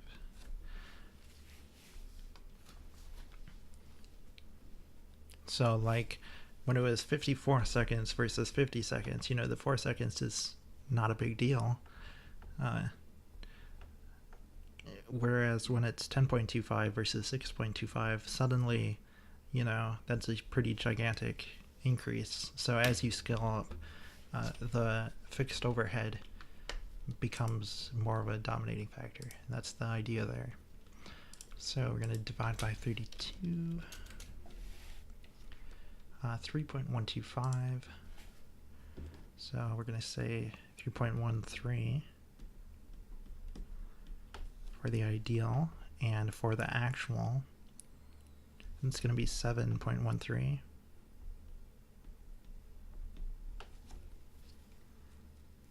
So at that point, the overhead is more than that. The execution time, the actual execution time, or I mean the ideal execution time, the overhead itself is greater than that. So now we scale up to 64, 1.56.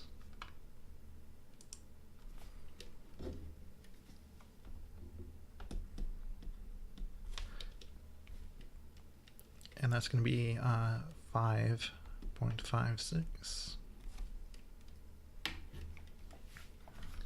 And finally, 128.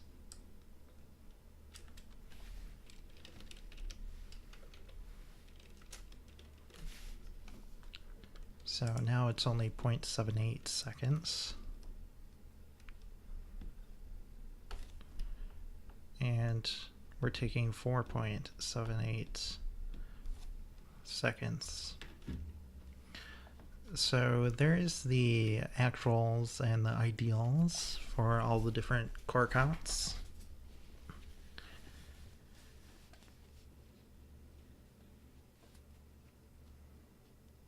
So compute the per processor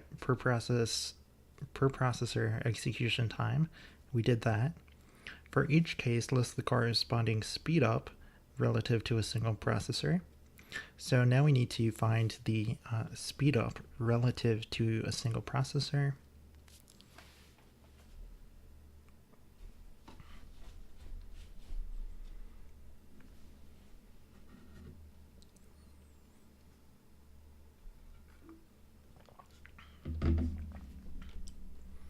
So let me think here.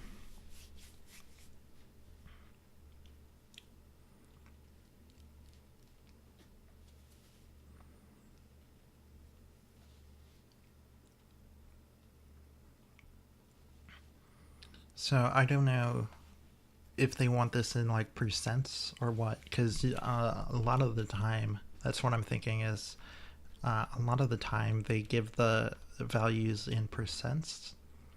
So I feel like they probably are going to want this in percent. Like that's probably the way to go to list the speed up relative to a single car is like how much percentage faster is it?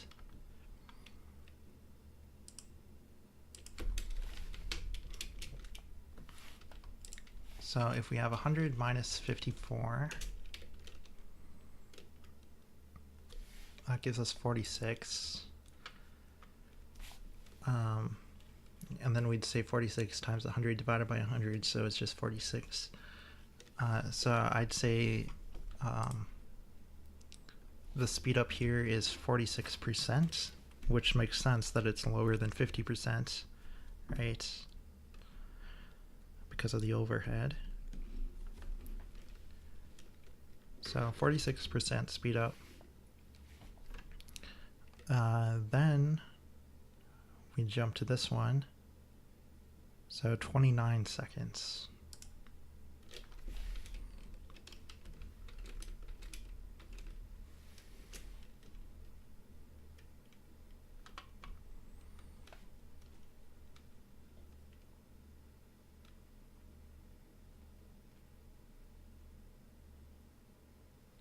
So 71% speed up.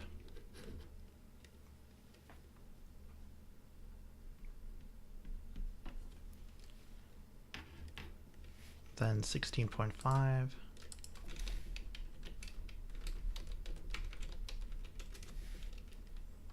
$83.5.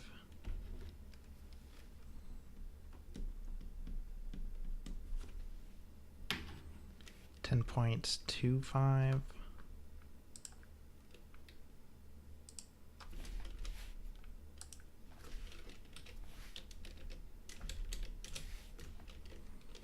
$89.75.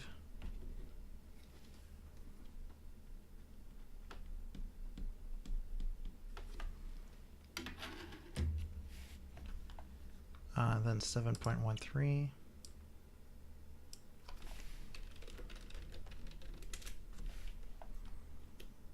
$92.87.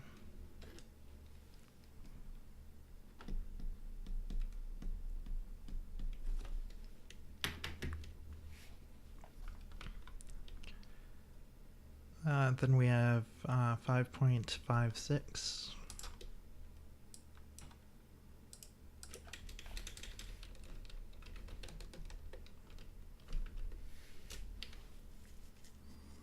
$94.44.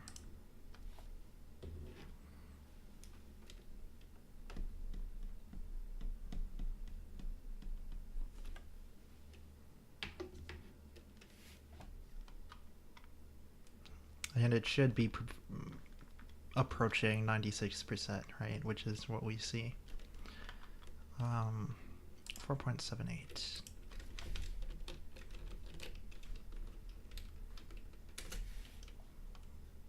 $95.22.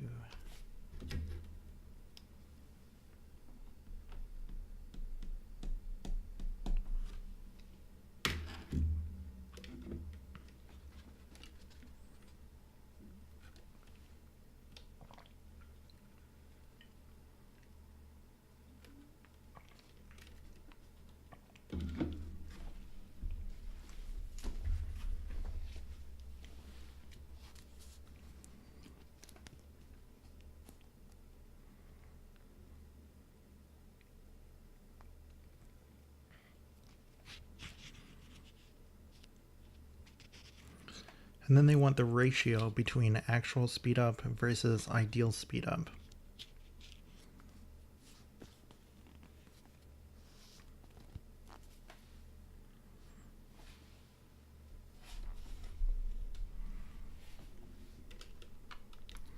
So the ratio here, I'll put the ratio on the left side since I ran out of space. So this one's just going to be 1.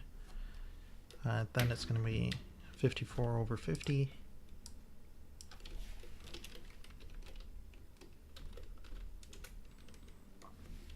So 1.08.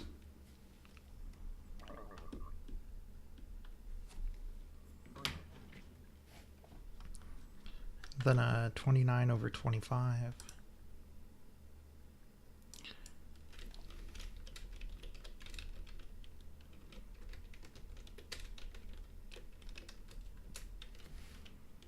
1.16.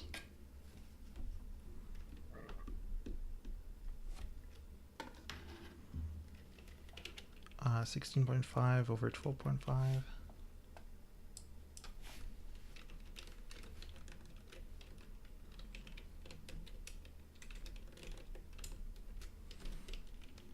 1.32.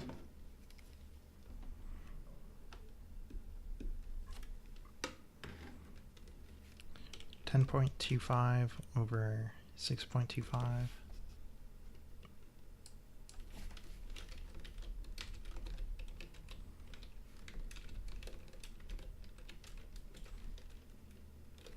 1.64.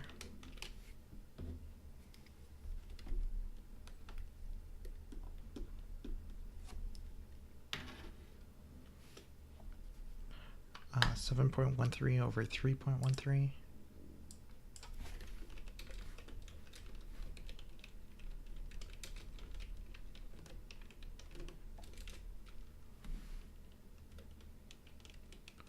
2.27. I guess 2.28.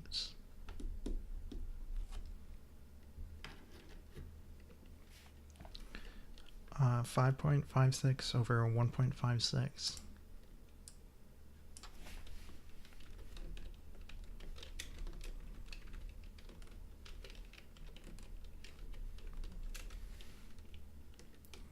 3.56.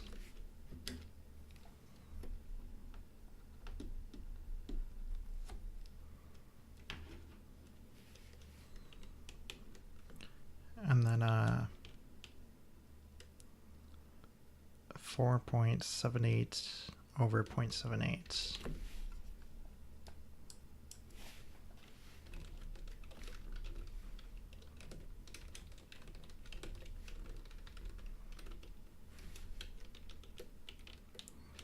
Uh, 6.128, so let's call it 6.13.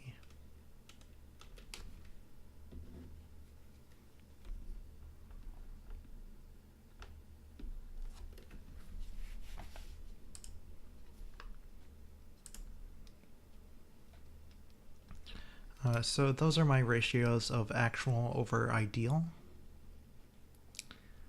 And I don't know if that's really the proper way to do a ratio. Like, I know sometimes with ratios you do like 1 to 2, right? And it's like 1:2. I don't know if that's like the proper way to do a ratio or what. And you can also just do like fractions, but what I did is I just did the fractions and then like the decimal result of that fraction is what I wrote down. So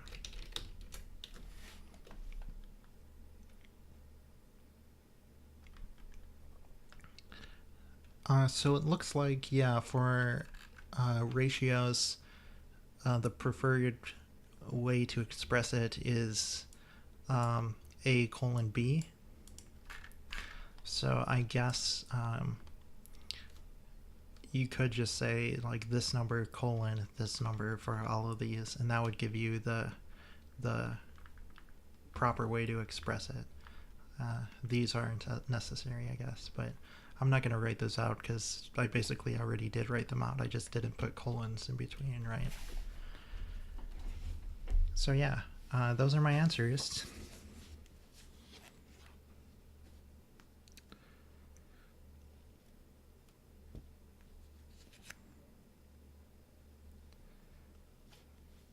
And after that, it's the answers to the check yourself, and we already went over those. So the next thing in the book is chapter 2. So I'm excited that we're finally moving on to chapter 2. Now we got those chapter 1 exercises out of the way. OBS crashed a couple times in the recording of this, so I'm going to have to either upload this one in parts or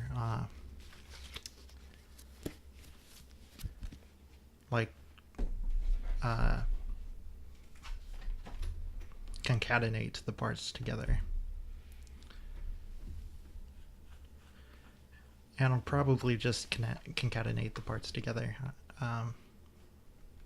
So, because I know we've already done, you know, a ton of these exercise videos, and I imagine,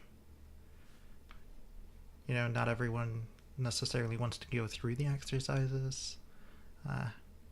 It would have been nice if we could have fit it all into one video, but like the amount of time it takes is a lot of time, right? To go through all 15 of those exercises. At least it took me a lot of time. So it kind of had to be split into multiples, but yeah, I think I'm just going to upload this last one as a single video. But anyway, thank you everyone who tuned in today, and thank you everyone who watches on the YouTube archive, which is available at risky.tv, and you can follow me on Twitter at HMN_risky to get updates about this series. Thank you also to everyone who supports me on Patreon. You make the series possible. If you would like to financially support the series, you can do so at patreon.risky.tv. I will see you in the next episode, and stay risky, everyone.